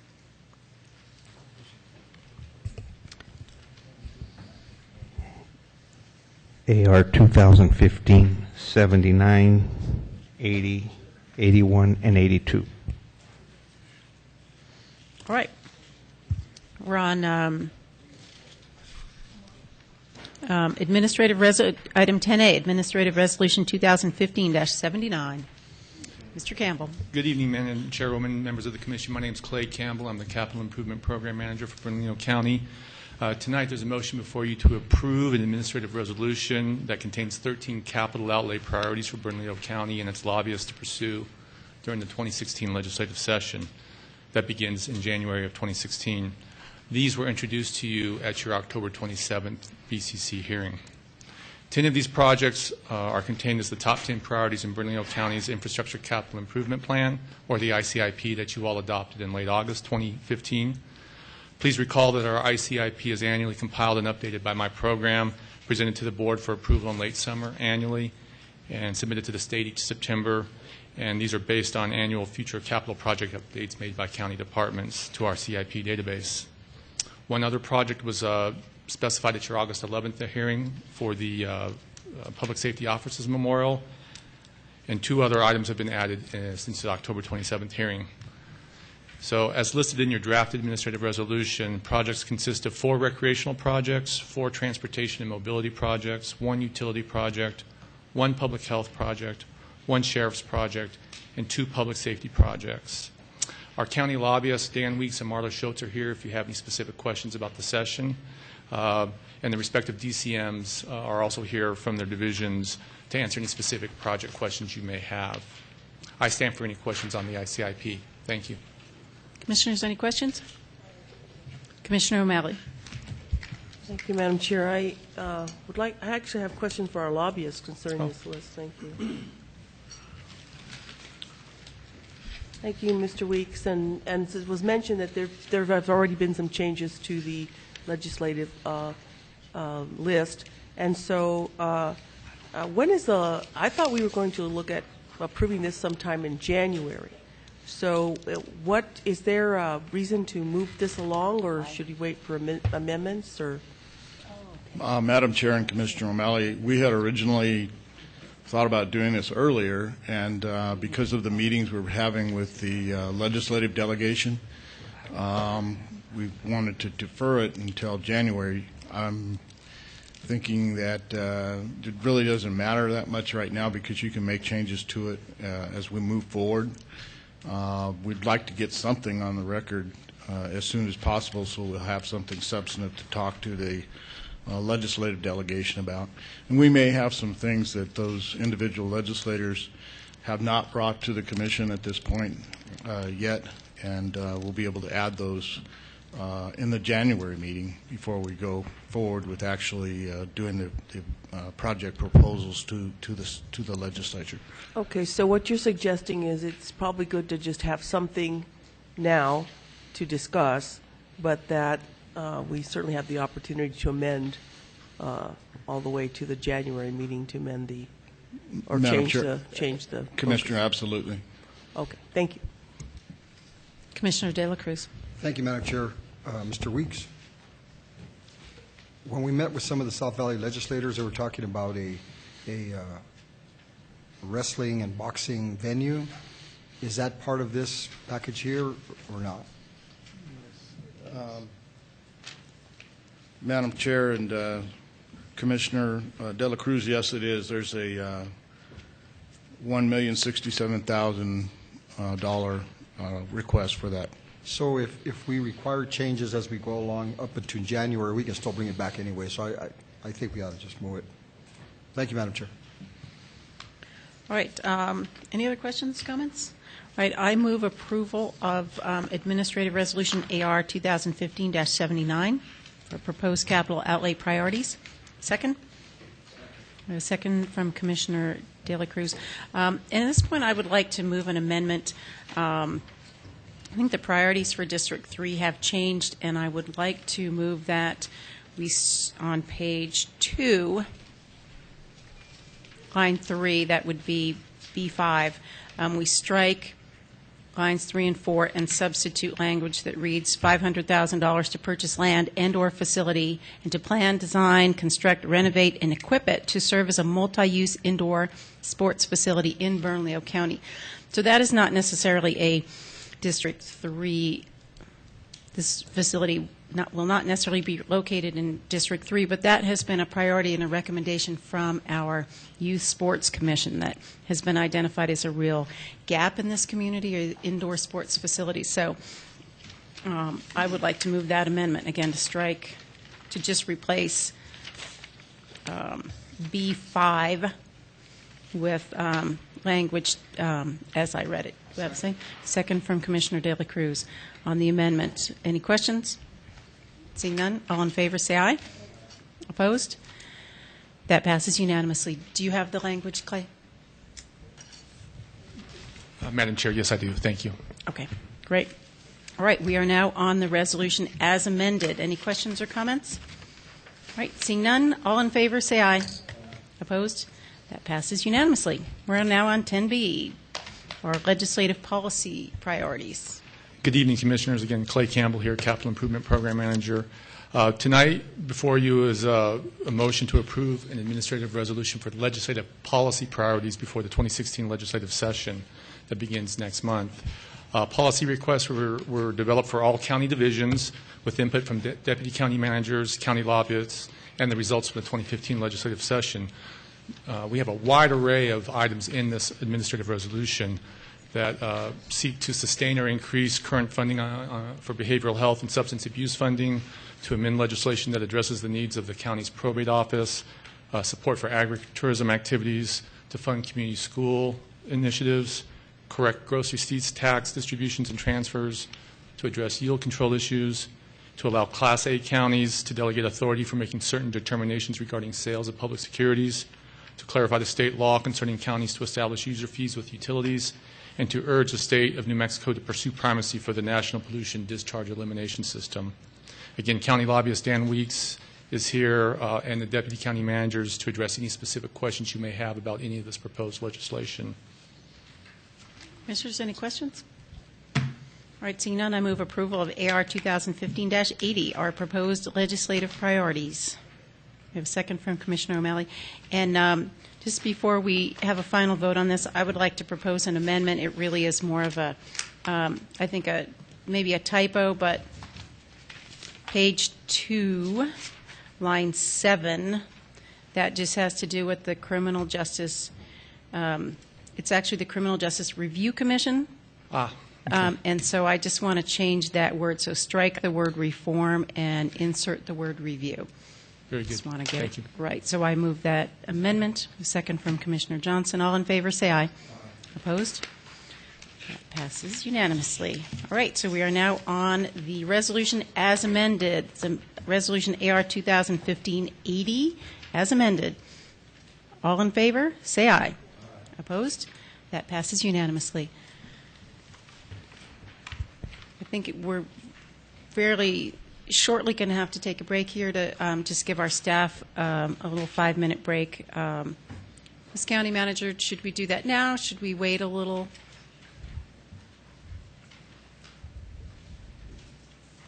Madam Chairwoman, if we can wait probably about maybe 10 minutes. Okay.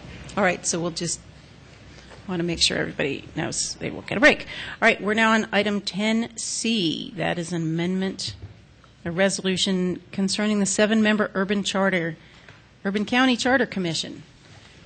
Madam Chair, Commissioners, Vince Murphy, Deputy County Manager of Community Services. Item 10C is a minor cleanup. When we talked to you the last time in the resolution that passed, 2015-66, we had that the members would be appointed by January 1st. We'd like to extend that to January 31st, 2016, because of the holidays and just to give the Commission more time to contact people. And, all right. We have thank you, Mr. Murphy. We have a motion from Commissioner O'Malley, second from Commissioner De La Cruz, to approve item 10C. Any questions? Seeing none, all in favor, say aye. Opposed? Passes unanimously. Thank you. So I think you've got 10D as well. Madam Chair, Commissioners, 10D, we were requested by the Commission at the last meeting to propose what the Charter Commission would look at, what topics. If you look at the page 1, and you look at paragraph 1C, that was an attempt to create, we talked about the last time, a box around what areas the Commission would be looking at. And in that box, we're not asking them to look at any of the elected positions. There's been a lot of discussion that this charter is an opportunity to change how the county is structured. The staff is not proposing that this Commission address those issues. What you have before you are the topics that were in the 2001 charter that failed. The 2004 charter was the combined city-county, so we didn't use that as a model of what we thought this Commission should address. So we tried to get this to you as quickly after the last meeting as possible to give you time to go over it. I'm not going to try to read it, but these topics are much broader and focused on effectiveness of government and the services that we can provide more efficiently if we had a charter form of government. So that's what you have before you for consideration this evening. All right, we have a motion and a second to approve AR 2015-81. Commissioner O'Malley, second by Commissioner De La Cruz. Any questions? I have one question, Vince. So when we look at Section 2, Charter Topics, when you talk about, line 17 says appointed officials, elected offices, what does that refer to? Madam Chair, tell me where you are. So I'm on page, I think it's of the actual resolution. I have It's page 2. It's actually section 2, charter, section topic. So it's page 2, line 16. And it says, hereby charged with providing charter language. And then line 17 says appointed officials, elected offices, administrative departments. Just wondering how exactly we are asking them to address elected offices.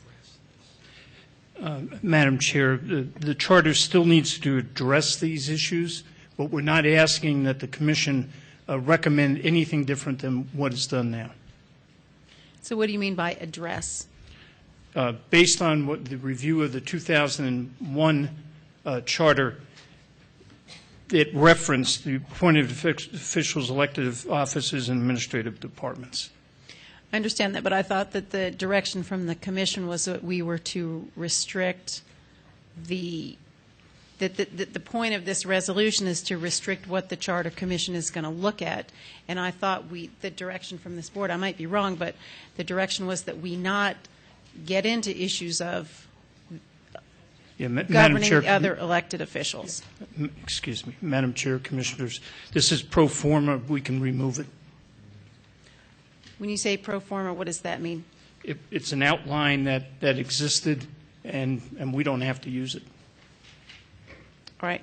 I just, again, that was sort of the topic of conversation when we last brought this up. The idea was that this resolution would actually be very specific about what the Charter Commission should be looking at. So when you say pro forma, that wouldn't really comply with what I think the direction that this commission had given. Commissioner Johnson. Thank you, Madam Chair. And on that topic, I think it falls under the heading of administration. So I see it as that which surrounds the offices rather than the offices themselves. But I can see how it could be a little confusing. So if we're going to make a change to this, I would recommend striking lines 17, 18, and 19 and just leave administration in this particular resolution.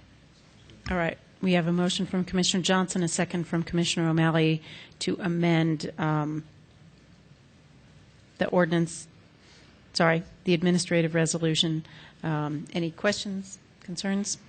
Seeing none, we have motion and second. All in favor, say aye. Opposed? That passes unanimously. All right.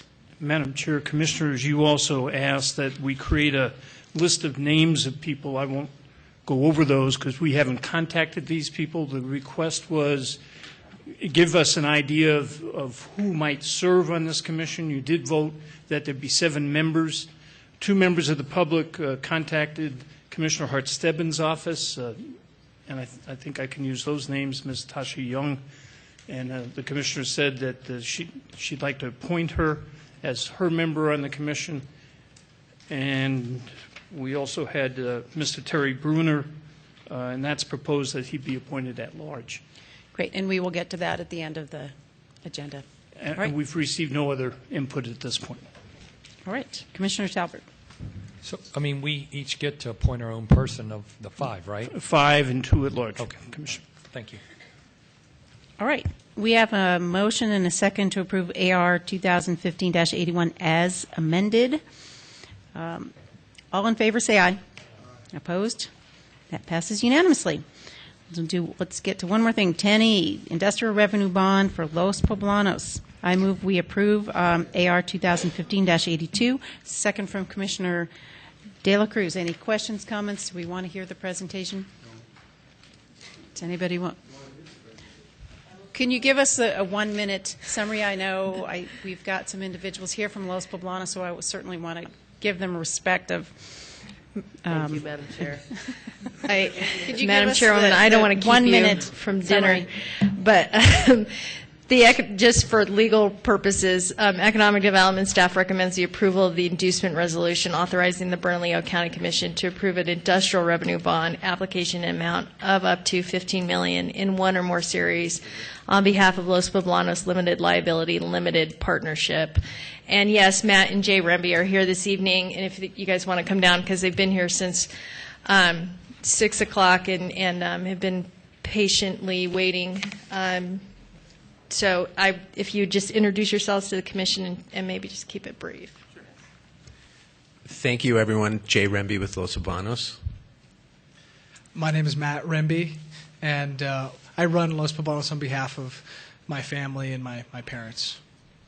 And basically, the project is about 10 years ago. The project started 15 years ago. 10 years ago, we had about 6 employees. Now we have 50 full-time employees and another 30 part-time employees. And we really have an opportunity to create a great legacy business for New Mexico that promotes local agriculture, agritourism, small business, farming, and the culture of New Mexico. And so this is an opportunity to really build on what we have been working hard towards. We've put together a great staff, and so the industrial revenue bond allows us to keep building on our business and retain some of the great jobs that we've created and pay more competitively and deal with some of the challenges that small businesses are having with health care and rising wages. And I'm happy to take any questions.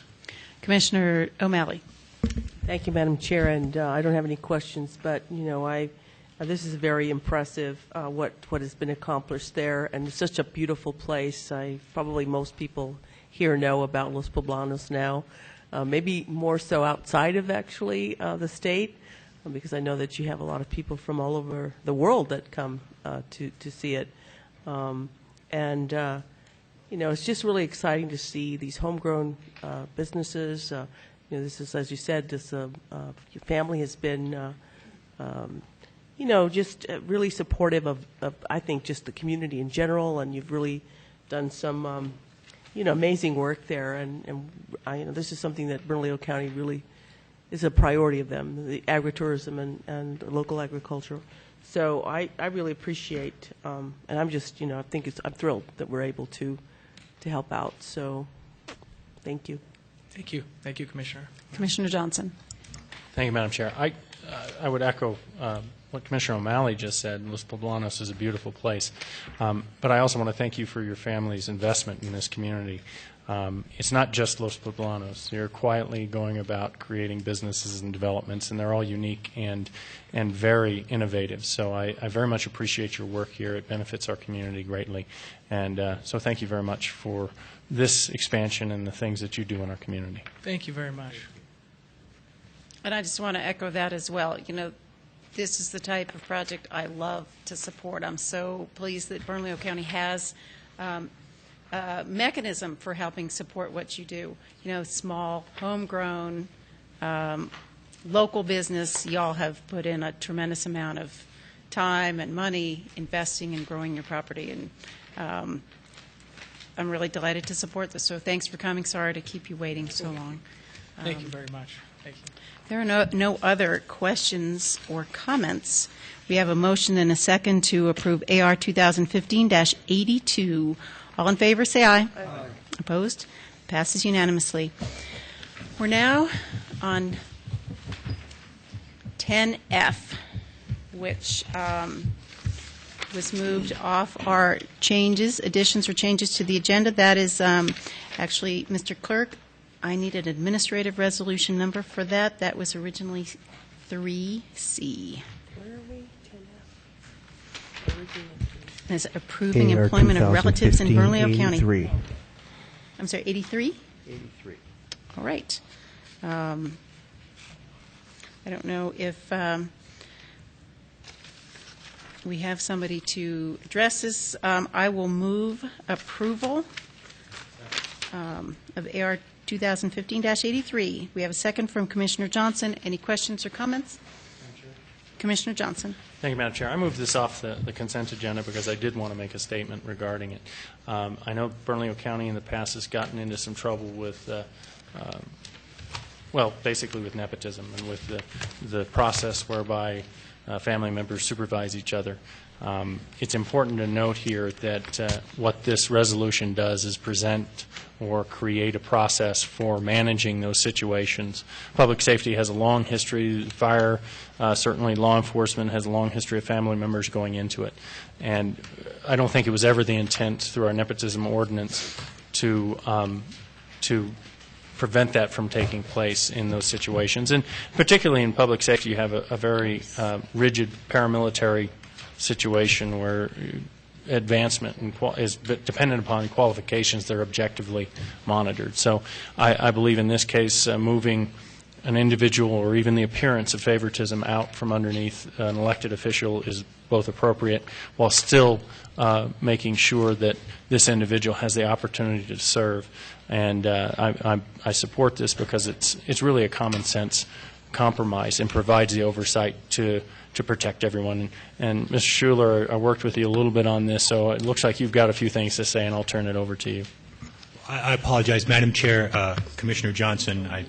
When it got moved, I got a little confused. But what I would say about this is that it combines a statute, the requirements of a statute that's been in effect since 1925 and never been amended, with the anti-nepotism policy that the county adopted. I don't know exactly when, but I think it was about 2010. 2010.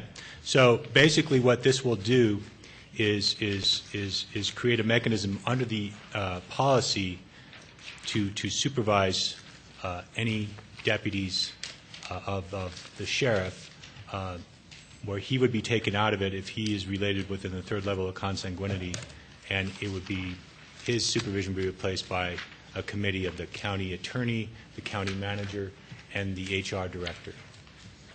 And that should eliminate not only any impropriety, but the appearance of impropriety as far as any personnel decisions made upon the deputy's behalf. All right, any questions? All right, seeing none, we do have a motion and second, and I would just like to add that when we did, Commissioner De La Cruz and I were both on the commission when we passed the new or the revised nepotism ordinance, and there always was the intent to recognize the tradition of family service in law enforcement and public safety. And so I guess we didn't get it exactly right, but I trust that now we do have a recognition of we may have an occasional need for this, particularly as it relates to elected officials, and a process for dealing with it. Yes, Madam Chair, I think this does correct it, and I do think, though, the policy could be worked on a bit more. Commissioner Johnson and I were discussing that, because it's still a little unclear whether or not it actually applies to elected officials and their relatives. The state statute certainly does. It has no qualms about it. So just thought for the future. Are we currently in compliance with state statute? Yes, Madam Chair, yes, we are. Okay. Well, that seems like something we probably need to look at next year. Okay.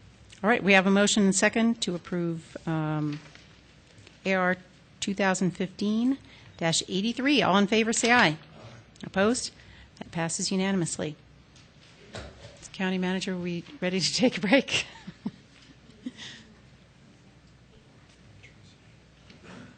Commissioner Hart Stebbins, I believe there's still one more item under adoption of resolutions, item 8R. 8R. That is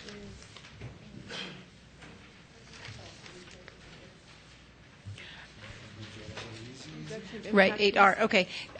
You are right. I think just out of courtesy to some of our staff, I think it's appropriate that we take, let's just say we take a 10-minute break here. We'll be back at 7. Let's just say we'll be back here at 8. That gives us 15 minutes. So we Madam will Chair? reconvene. Commissioner Johnson. Just very quickly before we break, I wanted to recognize my wife who came in earlier tonight, and I want to thank her for coming, Kirsten Johnson. The other Commissioner Johnson, actually, who serves on the Real Estate Commission. So thank you for coming tonight. All right, so we will recess for 15 minutes and be back at 8.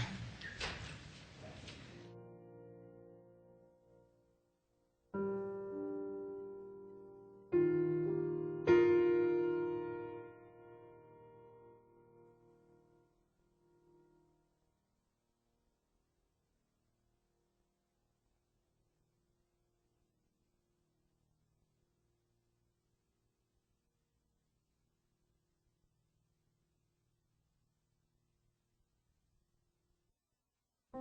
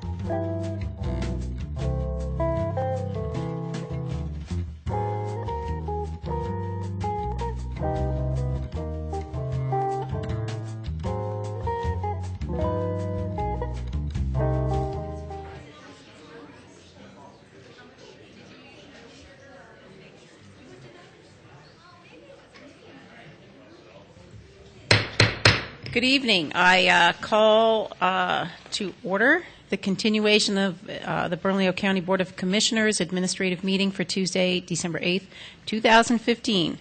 We are on item 10G, which was in addition to the agenda. No, sorry, that was on our consent agenda. That started out as 8R. So that is a change in our impact fee ordinance.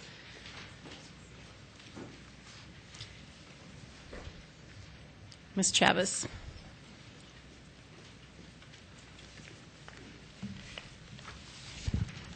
Madam Chair, Commissioners, I'm Nana Chavez with Planning and Development Services. What we're proposing is a reduction to be offered to the accessible single-family dwelling for people with disability. And so what this means is that a new single-family dwelling built to accessible standards, as defined in our International Building Code, can qualify for a refund on an impact fee. An individual who builds a new home with features such as wider doors, hallways, lower countertops, grab bars, ramps, etc., thereby meeting the criteria of the building code, will qualify for the reduction. This reduction will be given after all final inspection has been done on the new home. And so what this does, again, is an opportunity for people with disability to build a new single-family dwelling in Bernalillo County, and we hope that this would encourage further development. With that, I stand for any questions. Commissioner De La Cruz. Thank you, Madam Chair. Nano, how does this change compared to, say, green build? Madam Chair, Commissioner De La Cruz, this is very similar. In fact, it's a mirror to the green build. So once, for the green build, someone comes in, does all the work, it gets certified, we review the certification, and then we send a refund to the property owner, the developer. This reduction for an accessible building or a single-family dwelling would act as the same way. Once the development is complete, we issue a certificate of occupancy, then we will issue the refund on the impact fees. And your inspectors, as the project is moving forward, every step of the way, they're ensuring that there's compliance? Madam Chair, Commissioner De La Cruz, yes, that's correct. In the code, there's a specific section, and I think it's Unit A, that refers to accessible housing for a single-family dwelling. Thank you, so Madam. we refer to that part of the code. Commissioner O'Malley. Thank you. My understanding of the impact fees now is they're a certain percentage. They're not at 100%, correct? Madam Chair, Commissioner O'Malley, that's correct. Okay, so where are they now for a single-family house? What is the average impact fee? The current rate is at 40%. So what this means is they would pay 40% of the impact fees. So on average, the average impact fee for Bernalillo County is about $3,000. So you pay $3,000, At the end of construction, when we issue the certificate of occupancy, we refund 20%, half of it.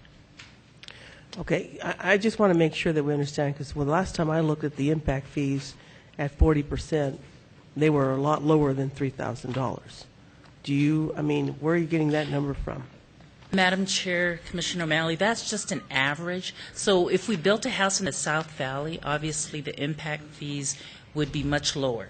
So what we did was we looked at impact fees, from the South Valley, North Albuquerque Acres, and just came up with an average. So it could be a lot lower for other parts of the county. Yeah, I thought it was a much lower, yes, as a matter of fact, than $3,000. I thought we were looking at $400 to $500 range for impact fees now on a house. Madam Chair, Commissioner O'Malley, I don't recall it being that low. It was low.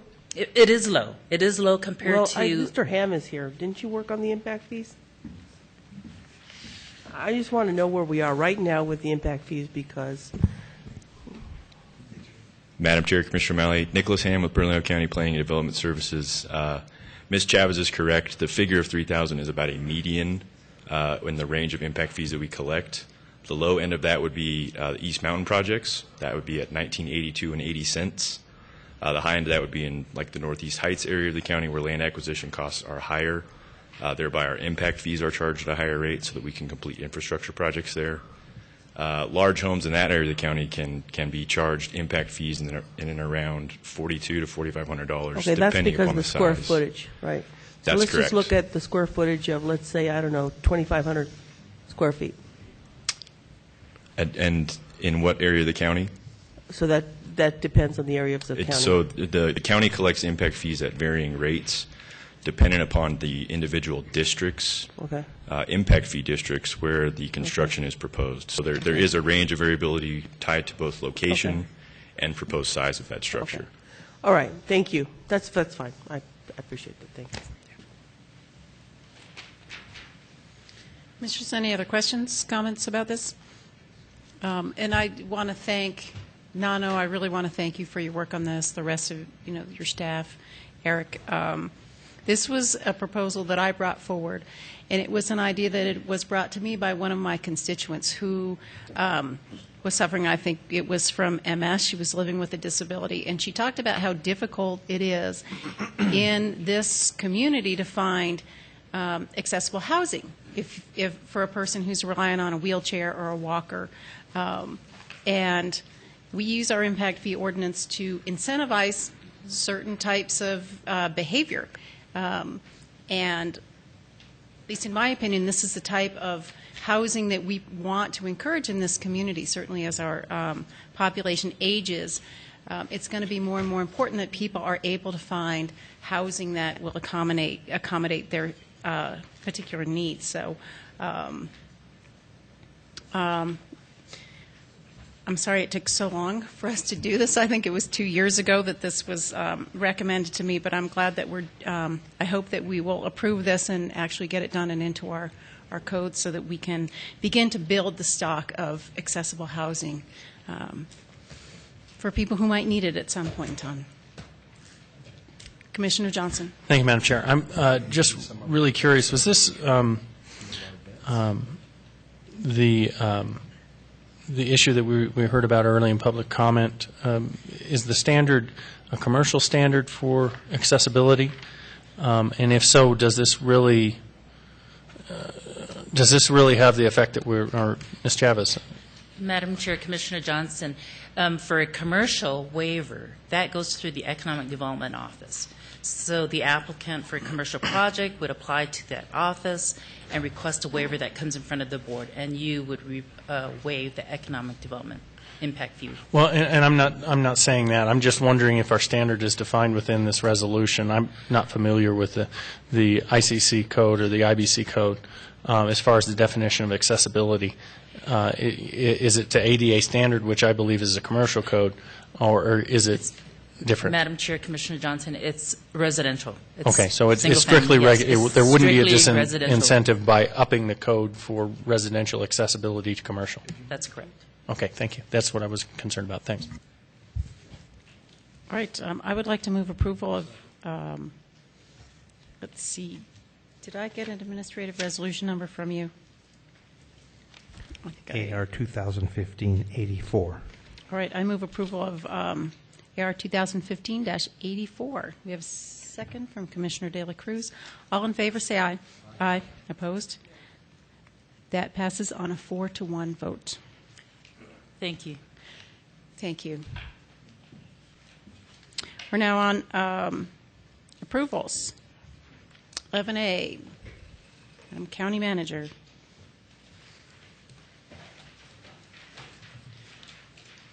Teresa, could you call me? Or you.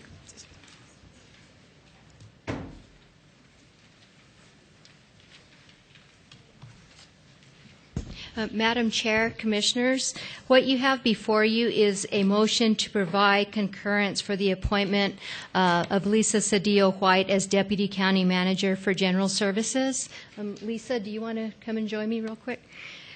So as you know, with the recent countywide reorganization that's been going on for the last couple of years, and the initiatives and the realignment of resources that have been going on, that have been occurring, the needs and the demand for of the county continue to grow. And so I don't know if you all remember, but several years ago we did have a general services division, and what I'd like to do is bring it back to the county. Lisa is currently the director of the procurement and business services, so she would keep that and all the areas that she covers in that department, but it will also include the risk management department, right-of-way, and the records management section. And Lisa, as probably everybody knows, has been with the county for, is it 18 years? Today's 18 years. What a coincidence. So she's been with the county 18 years, but she's got 25 years of experience in working with the public sector. So she's got just a wide range of experience in procurement, accounts payable, inventory management.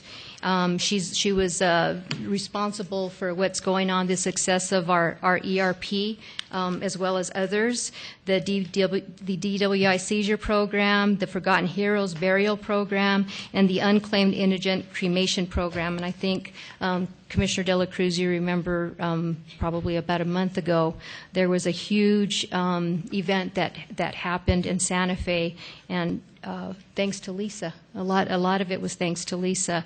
And also she is in charge of the printing and graphics section. So with that, I stand for any questions. Commissioner De La Cruz. Thank you, Madam Chair. I support this. Well, first of all, I don't know if the county manager needed to bring this to us necessarily. I appreciate your inclusion of us. I am first and foremost supportive of trying to make sure you have success, because that success translates into having better services for our citizenry as well as our employees. Talking about Ms. Cedillo-White, I worked with her when I was director of parks. She was fantastic then. She's a consummate professional, and appreciate all of her hard work as well. So, Madam Chair, I think there were motions already. I just want to say that I support the county manager. Thank you, Commissioner. All right. I didn't quite hear that motion. Was that Commissioner Johnson? Commissioner Johnson moved approval, second by Commissioner Talbert. Any other? Commissioner O'Malley. Madam Chair, is that true that you don't have to request concurrence? I mean, can you make this decision by yourself? I probably could. I just want to know legally, can Right, but I think that it's it's my understanding that you all would have say over the deputy county managers, and really it's my practice on something like at this level to bring it before you and to always keep you informed of the direction that the county's going. Okay, I think it would be good, just from my standpoint, to know whether or not it's required, and because I think that, as the county manager, you should have the authority to make those decisions. Obviously we would disagree with you on that. Later, I'm sure we would have that conversation with you. But I know what you're trying to do, but as my, my feeling is that you should establish your administration to a certain degree as you see fit and as you feel comfortable. And basically, if we have issues, we come to you. But I guess the issue I have is that I don't want us to be in a position of, well, you agreed with it, or that we somehow micromanage your, your ability to do stuff. Right. That's my concern. Okay, thank you. Madam Chair, Commissioner O'Malley, and I think part of it is I wanted it brought up in a public meeting because of transparency. And the way that it appears I'm establishing this this division, and really what it is, and with a lot of people, and really what it is that the fiscal impact is pretty minimal. We're taking existing vacant positions and basically converting them to a DCM position and administrative assistant. So I just want to make it real clear, and like I say, in a public meeting, that that the transparency it's critical and it's very important. Commissioner Johnson. Thank you, Madam Chair. And it may have been after you left the last time, Madam Manager, but we did pass a concurrence resolution that requires for I forget exactly who it is. It's all DCMs, and the I think PIO is also subject to concurrence. If I may? Yeah. Human Resources Director and the Director of Economic Development. Just okay. require majority vote by the board. Is PIO in there as well? Yes. And at the time there wasn't a desire to interfere with the manager putting together their team, but there was a desire to make sure that it was a very transparent public process. And so I certainly don't want to tell you who to hire and who to fire, but these are folks that work directly with the commission in almost every aspect, and so it's really important to have our concurrence. And I look forward to working with Lisa. Lisa's been great to work with. She has some unfortunate tastes in NFL football teams that we won't go into right here. But other than that, she's been a stellar employee to work with, and I very much appreciate and respect the fact that you're recognizing her for that and giving her further responsibility. Thank you. All right, we have a motion and a second to approve item 11A. All in favor, say aye. Aye. Opposed? That passes unanimously. Thank you, Madam Chair. And so I want to introduce Deputy County Manager Lisa Cedillo. Congratulations, Lisa.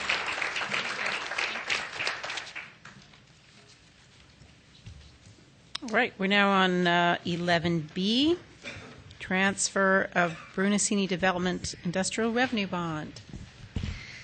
Madam Chairwoman, the Economic Development staff recommends the approval of the transfer of the Brunacini Development Industrial Revenue Bond to Scorpios Technologies, Inc., subject to the lease and purchase agreement dated October 20th, 2004.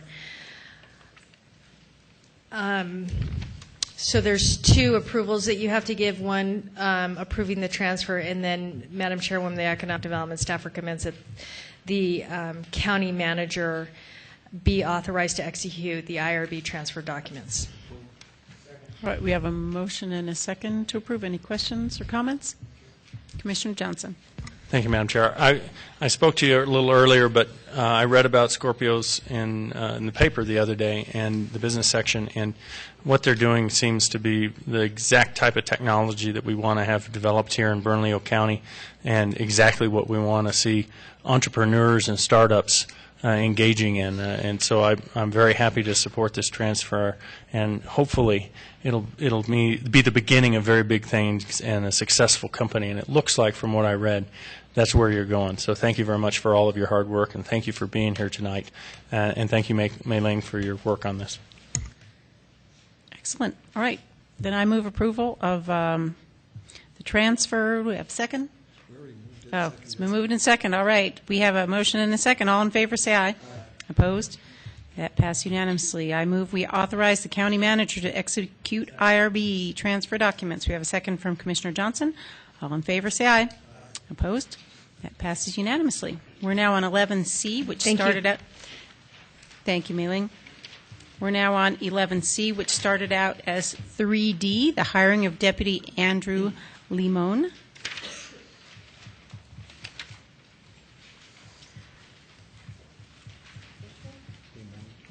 Started out as 3D. It was an addition. This is a very complicated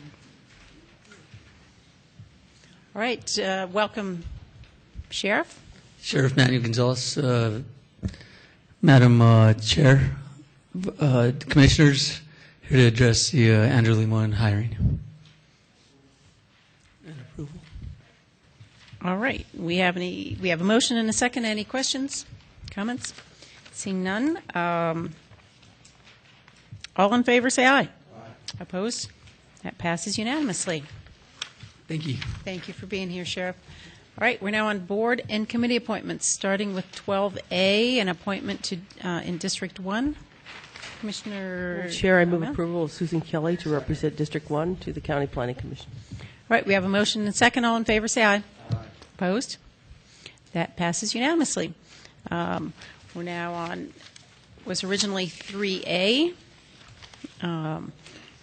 appointment of Dina Archuleta to the Detention Facility Oversight Management Board. Move approval. We have a motion and a second. All in favor, say aye. Aye. Opposed? That passes unanimously.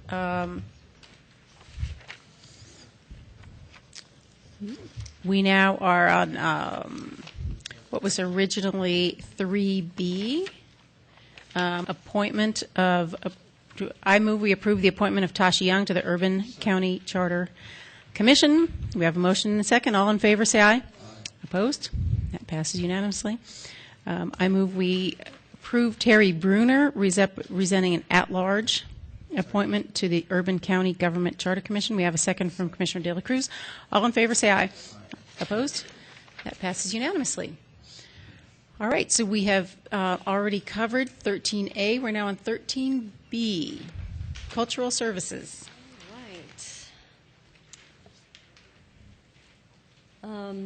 Madam Chair, Commissioners, I'm Bernadette Mieta, Cultural Services Manager for Parks and Recreation, Bernalillo County.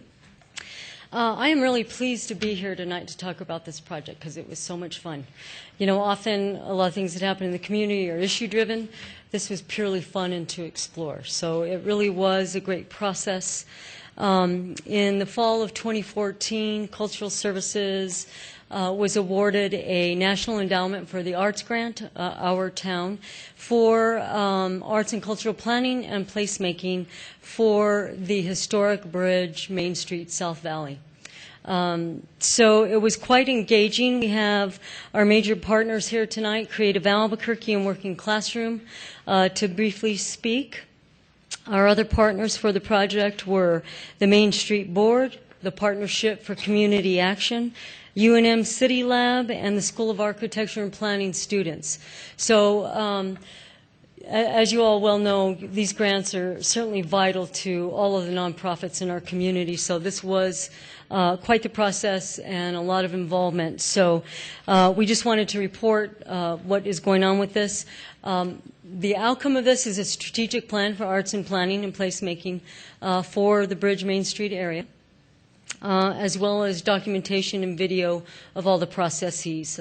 So this will guide the Main Street Board in Bernalillo County on how we can further develop that area in terms of arts and culture and make it an area that folks want to come and visit, but first of all, to serve those residents in that area. So it's reinvestment for that area. So the grant itself was to explore the concept of identity in the South Valley Main Street area. There's been huge demographic changes in the last 15 years. We have Hispanic families that have been down in the valley floor for, over 100 years, just about 200 years. So now is an opportunity to take a look at what those demographic changes have been and how can we create art that resonates with all of our residents. So that was our task. We had great partners. We worked together. We developed a series of 4 listening sessions and 2 charrettes to explore identity and to come up with conceptual art for the corridor. Spanish translation was available at all of these sessions, and that was provided by the Partnership for Community Action. We had a well-rounded, engaged group of participants. So we had organizations, we had youth, we had seniors, so all walks of life from the South Valley. And what was particularly great about this process is that we had youth participate from the beginning through the end of the process, and Working Classroom really provided that and geared that up. So we were very proud to have youth, high schoolers, and some mid-schoolers involved in the process, not only in the public process, but taking that information and coming up with conceptual art. And Working Classroom will talk about that shortly. Some of the activities that we did, we had guest speakers, we had art activities, we had poetry writing, we had community mapping exercises, and lots of discussion. Some of the concerns that came out of that was that there's a possibility of losing long-standing traditions. So how might we make art a vehicle to keep those in our conscious mind and physically on the landscape? So I think it was quite effective with our partners and the process that we had. You know, one of the big things that came out of this, of course, and it's no surprise, is that there's such a strong sense of community in the South Valley. So that was really confirmed. And that's from long-standing family traditions, a strong sense of place grounded in agricultural heritage, and intergenerational ties that have been formed by generations of families living in the same neighborhood. So it's a very cultural rich area. So the project was just really great. It was great to engage residents. They taught us a lot and gave a lot of great recommendations. Right now I would like to introduce Gabrielle Uvalles, who is the Executive Director with Working Classroom. She'll talk really briefly on that experience for the kids that they work with. And then we'll finish up with Michelle Negretti, who is our partner with Creative Albuquerque, who was charged with the strategic plan for this project. Gabrielle also has a handout for you, which is really great, in our local magazine. So, Gabrielle, if you can come up and I'll give a piece one. Good evening, Madam Chair, Commissioners. My name is Gabrielle Uballes. I'm the Executive Director of Working Classroom, also an alum of the program, attended it when I was 11 years old throughout high school. So a little bit about Working Classroom. Some of you have supported our projects in the past. We're an after-school and summer program that has 3 components: art, civic engagement, and education. The majority of our youth are from public schools and charter schools. Most of them are low-income or at-risk students. We really see them as students with underdeveloped potential because they need extra opportunities and extra push to engage and sort of see the big picture and how they're going to engage with their community. In this project, we employed 6 youth artists, all recruited from the South Valley. They attend ACE Leadership Academy, Rio Grande High School, Albuquerque High School, and Atrisco Heritage Academy. The students attended Working Classroom 2 days a week after school for about 3 months. They worked with our visual art program director to create temporary public art, as well as a guest artist to create billboards and signage, and they also worked with small business owners, 3 small businesses in the South Valley, to redesign their signage. So it was also a design program, facade improvement, and using art as economic development and creative placemaking. The students, as I mentioned, were paid. They attended all the community meetings, and the culmination was they had a presentation that they led on their own in front of residents, bilingually in both Spanish and English, to create the 3 conceptual art pieces. 2 were more traditional, and we can provide you with slides later if you request them to Bernadette. In terms of traditional, they were sort of landscape art, sculptures, and then the 3rd was a socially engaged art in which students engage with local business owners to create new signage and facade improvement for the neighborhood. The last thing I'd like to say is I would like to invite you to talk to your district representatives on the Arts Board. The students presented their work, I believe, 2 weeks ago, and I know I'm totally biased because I run the program and I know these students personally, but they did an amazing job, seeing them from beginning to end in terms of their confidence, the artistic rigor, and just the impressive work they did. And these are 17 and 18-year-olds who are going to contribute to their neighborhood, the South Valley. I think they have a huge commitment to it now that they didn't have before, but as well as Albuquerque in general and the creative economy in the future. Many of our alumni go on to become documentary filmmakers, teachers, artists, and community leaders. So I invite you also to read this article from Albuquerque Free Press, and they're quoted directly in there. And just thank you so much for your support. I know all of you have supported other projects, from our murals to our workshops. And I would really like to applaud Bernadette Miera and Cultural Services for being very intentional in including youth in this grant, because they're a voice that's often overlooked in the public process. So thank you for your time.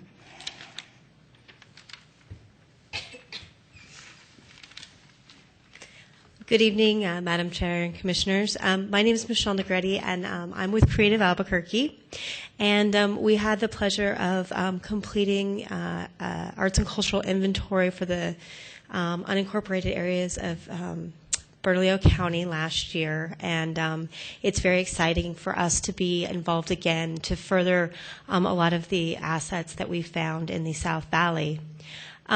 We also were involved in the community planning process, and we worked with Working Classroom and Cultural Services to create exercises and opportunities to learn more about identity in the South Valley, beginning with personal history and experiences, and then moving on to the community experience with respect to identity. So we got a lot of great information from people. People were very engaged and willing to share with us a lot of their family histories and culture and traditions that are important to the South Valley.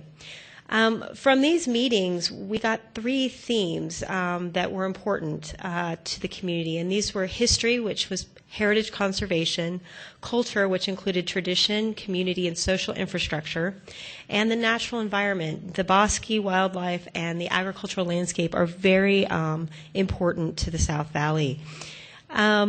The participants describe the South Valley as our home, but everybody is invited, and defining it as a place for us, but let's share, and using mottos like "come spend the day with us," indicating a strong sense of community pride and ownership and a desire for outsider respect, acknowledgement, and appreciation for the long-standing culture and heritage.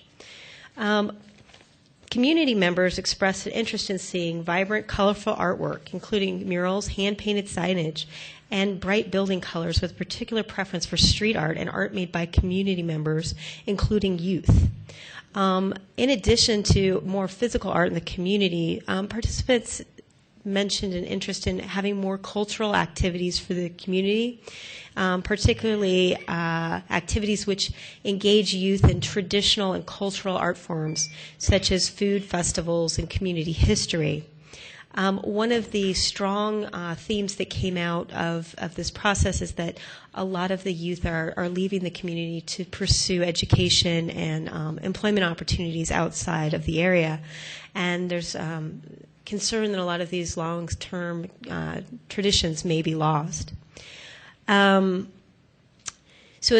we developed a strategic plan for arts and culture in the South Valley with the following goals. The first is to employ heritage conservation and placemaking strategies to retain current residents and attract visitors. The second is to celebrate the area's diverse culture through the commemoration and sharing of rich traditions. And the third is to ensure the longevity of the rural and agricultural character.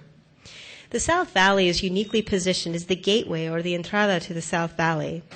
The plan recommends that art interventions and cultural activities be located in the Main Street area to showcase the unique identity and cultural heritage of the area, to support the creation of a district strongly rooted in Hispanic tradition. The plan provides both short-term and long-term strategies and actions to foster art and culture in the Main Street district to support these goals.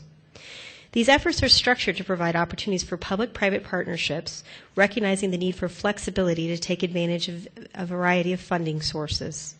In addition, the plan is intended to offer inspiration and guidance to the South Valley Main Street program in its efforts to support economic development and community revitalization. The plan recommends as a first step of action to develop an art implementation plan based on the work of this planning effort with the intent to develop an iconic art piece for Gateway Park and supporting art elements through the Main Street community. In addition, the plan encourages Bernalillo County and the South Valley Main Street to prioritize annually items from the implementation chart and to actively seek funding and partnerships to provide continuous visible investment in the arts and cultural of the Main Street District. Thank you.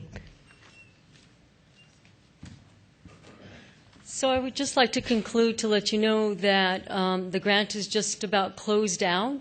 Working Classroom did do the presentation to the Arts Board. The next step is to do a call for art and get that piece of art onto the corridor. So we'll be working closely with Public Works and others on our art projects so we don't step on toes and have our art pieces in appropriate places.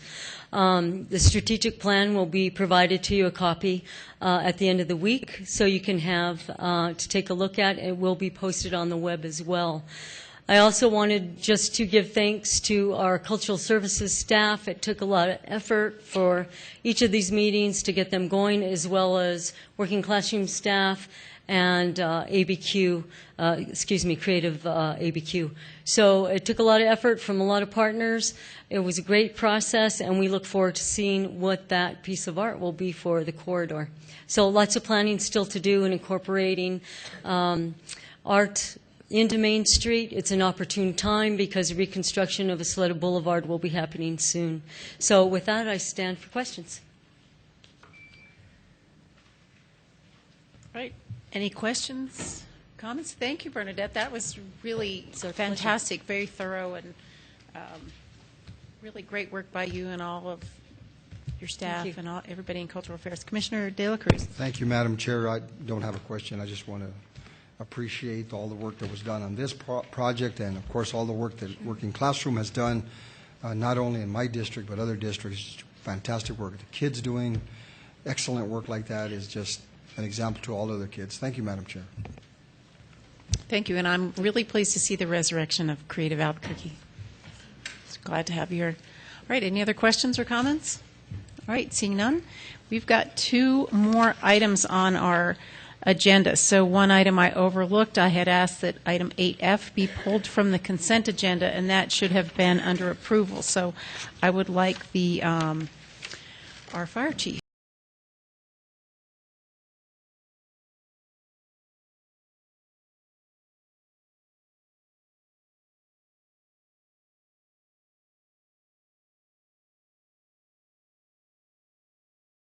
Los Ranchos Station 30.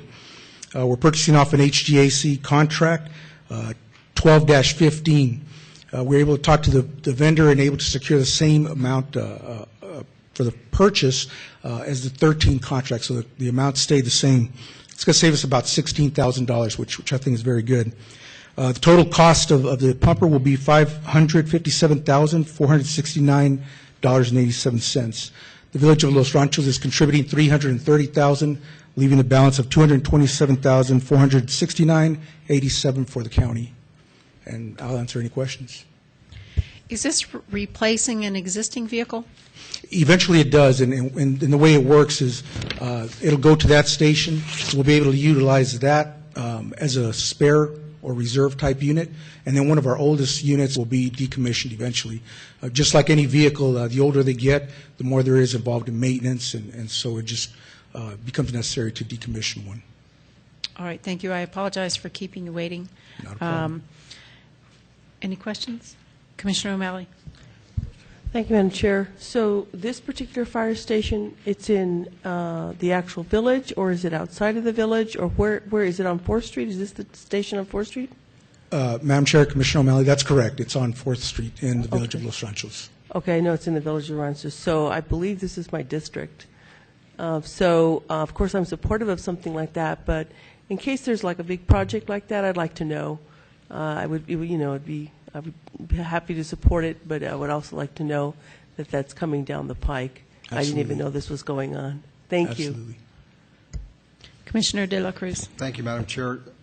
I've been on the commission now 7 years, and this agreement with Village of Los Ranchos was done prior to me coming on the commission. I think I'd like to see what the agreement looks like at this juncture. I want to make sure it's equitable, good for Bernalillo County residents.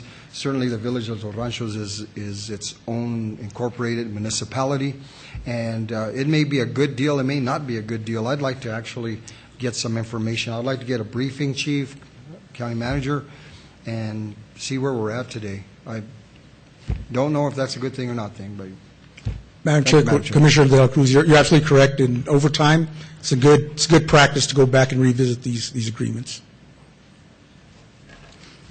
Do we have any other questions, comments? All right, I move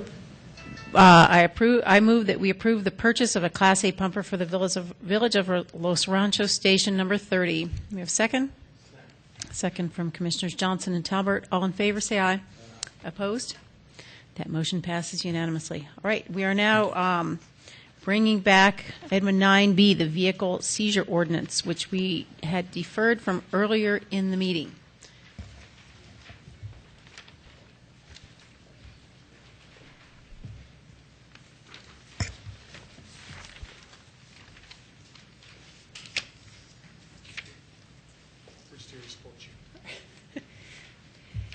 Madam Chair, Commissioners, after having an opportunity to go back and verify what we had discussed regarding if there was any kind of state statute regarding a statute of limitations on how long a prior DWI conviction could be used to support a subsequent conviction, there isn't anything that we could find on the books that limits that.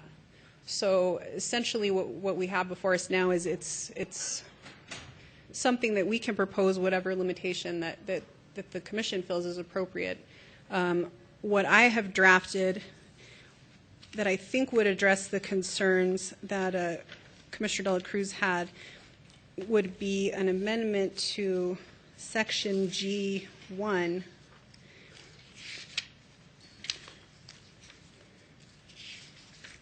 And that's under the property not subject to forfeiture upon a showing of no prior conviction. So what we could just attempt to do is place a comma at the end of subsection 1 and then add the language that would say that the owner or co-owner of the vehicle can present evidence to show that the prior conviction used as the basis for the seizure is older than 15 years for DWI or driving on a revoked driver's license, or older than 5 years for drag racing or reckless driving offenses. And so effectively what that would do is it would allow the owner of the vehicle an opportunity at the time of hearing to present some sort of evidence, some sort of proof to show that whatever the conviction that was used as the basis for the seizure is older than whatever that limitation is. So in the case of a DUI or a revoked driver's license, which tends to show that people have a longer time frame to commit those offenses, the longer period of 15 years might be more appropriate, whereas something with drag racing, reckless driving, which can be kind of more of a youthful type of crime or indiscretion, would have a shorter time frame of the 5 years. And so that provision, without having to add it to every single applicable section in the ordinance, would still address everything at hand and allow the person the opportunity to present that with just this one small change.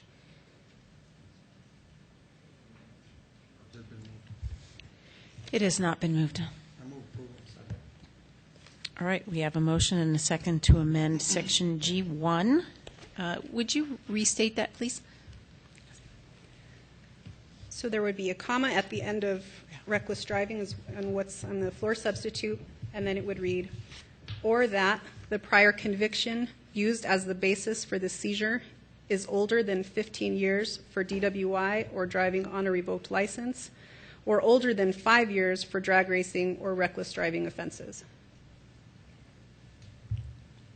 All right, we have a motion and second to amend the floor substitute as described. All in favor, say aye. Aye. Opposed? That passes unanimously. And there was one other item that I would ask to have reconsidered.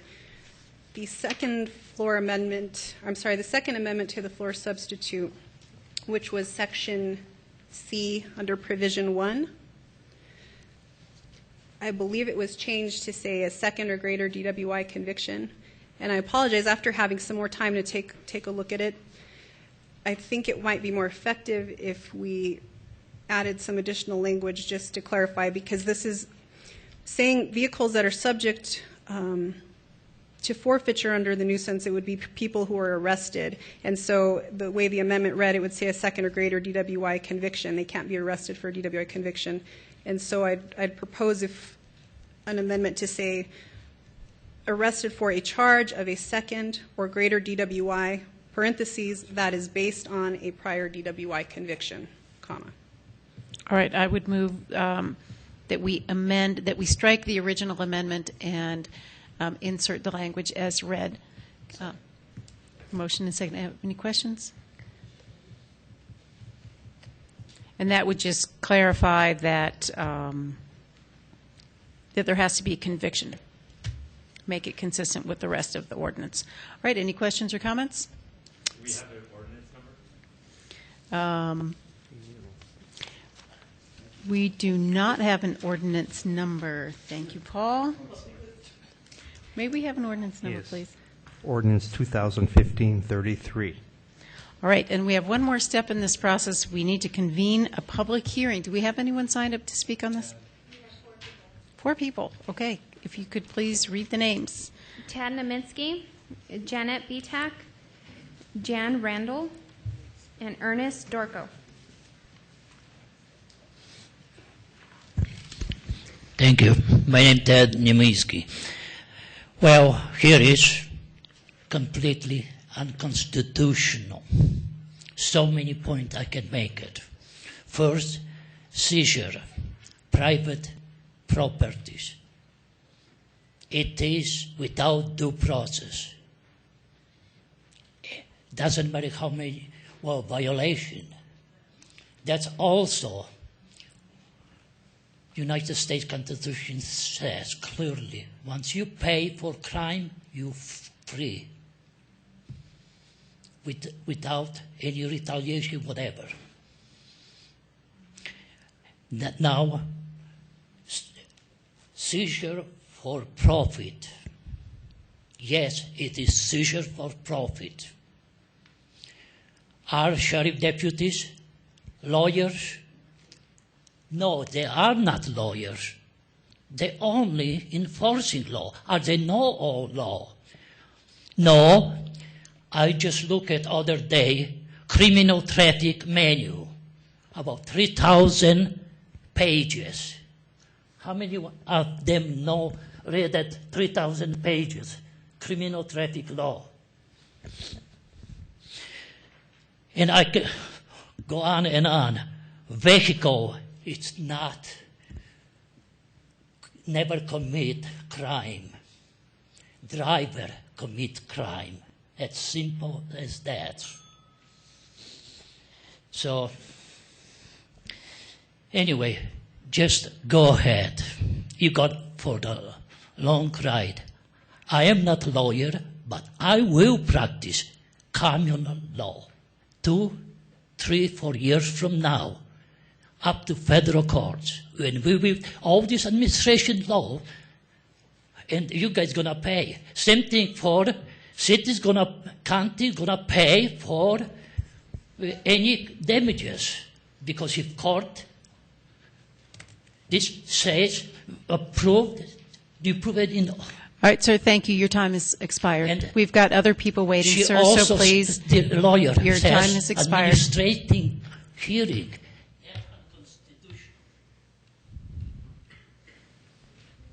John Bitak, Jan Randall, Ernest Dorko.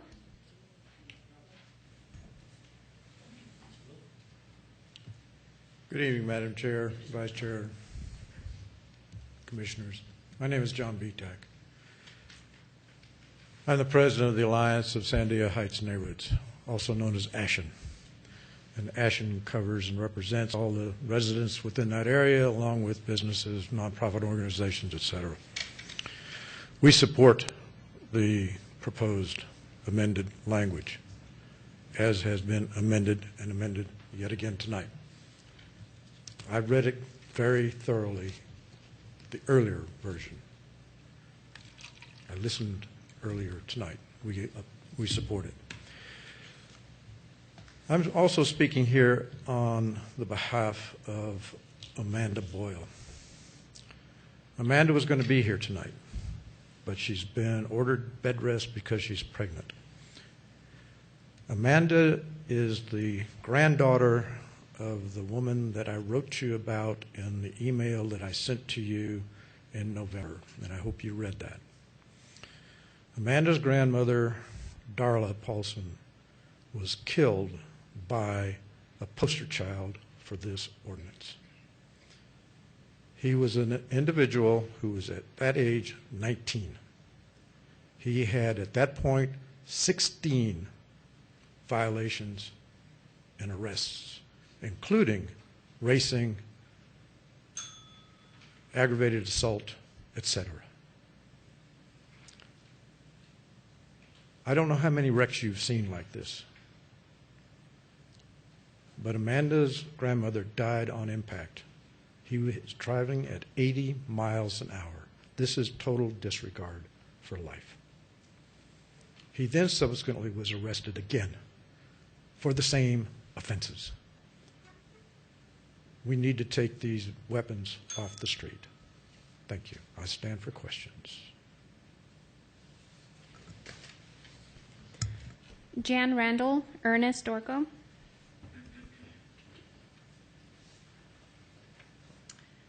Commissioners, I've lived in Sandia Heights for 40 years and owned property there for 43. I'd like to speak to the approval of Commissioner Talbert's amended amendment to the Bernalillo County Code 824-4. In addition to the inherent danger associated with the pervasive drag racing within the county, the drag racers are creating a nuisance for the residents who live close to the chosen streets for racing. I've been unable to fall asleep or have been awakened multiple times in the same night at 1 a.m., 2 a.m. To illustrate the pervasiveness of this nuisance, I live 1/2 mile off to the east of Tramway, and the noise appears to be immediately outside my window. Please consider the numerous sleep-deprived homeowners who are adversely affected by this irresponsible, dangerous activity and approve the proposed amendment. Thank you. Ernest Dorco.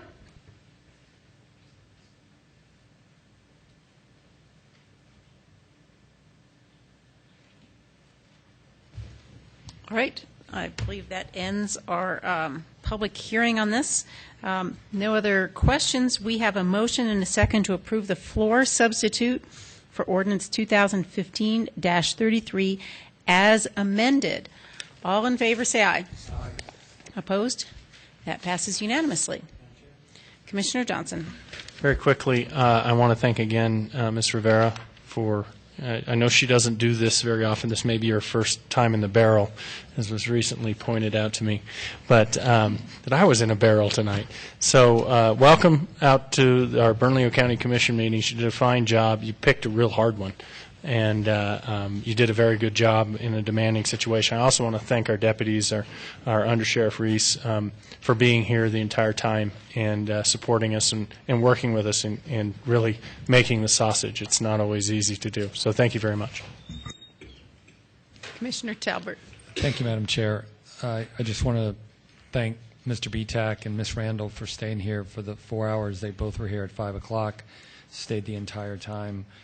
They've been diligent in making sure that all of BCSO, including all the officers here tonight, have heard the challenges that are up on Tramway Boulevard on Friday night, Saturday nights, pretty much any night.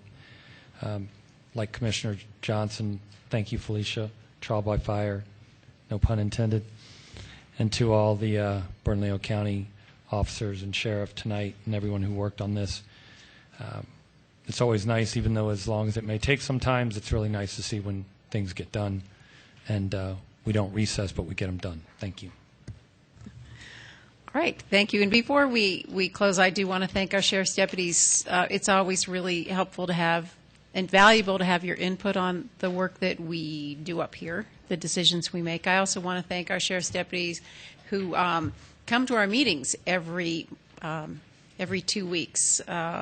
Just given what has gone on over the last several years and the last several weeks, we're just grateful that you're here to kind of keep an eye on things. So thank you very much for your patience in staying to the end. With that, all that's left is the announcement of the next meetings. Tuesday, January 5th, 2016, we have a zoning meeting at 4 p.m. here in the Vincent E. Grieco Chambers. Tuesday, January 12th, 2016, we'll have an administrative meeting at 5 p.m. here in the Vincent E. Grieco Chambers. And with that, our business is concluded. I want to wish everybody a safe and happy holiday season, and we look forward to seeing you next year. Thank you.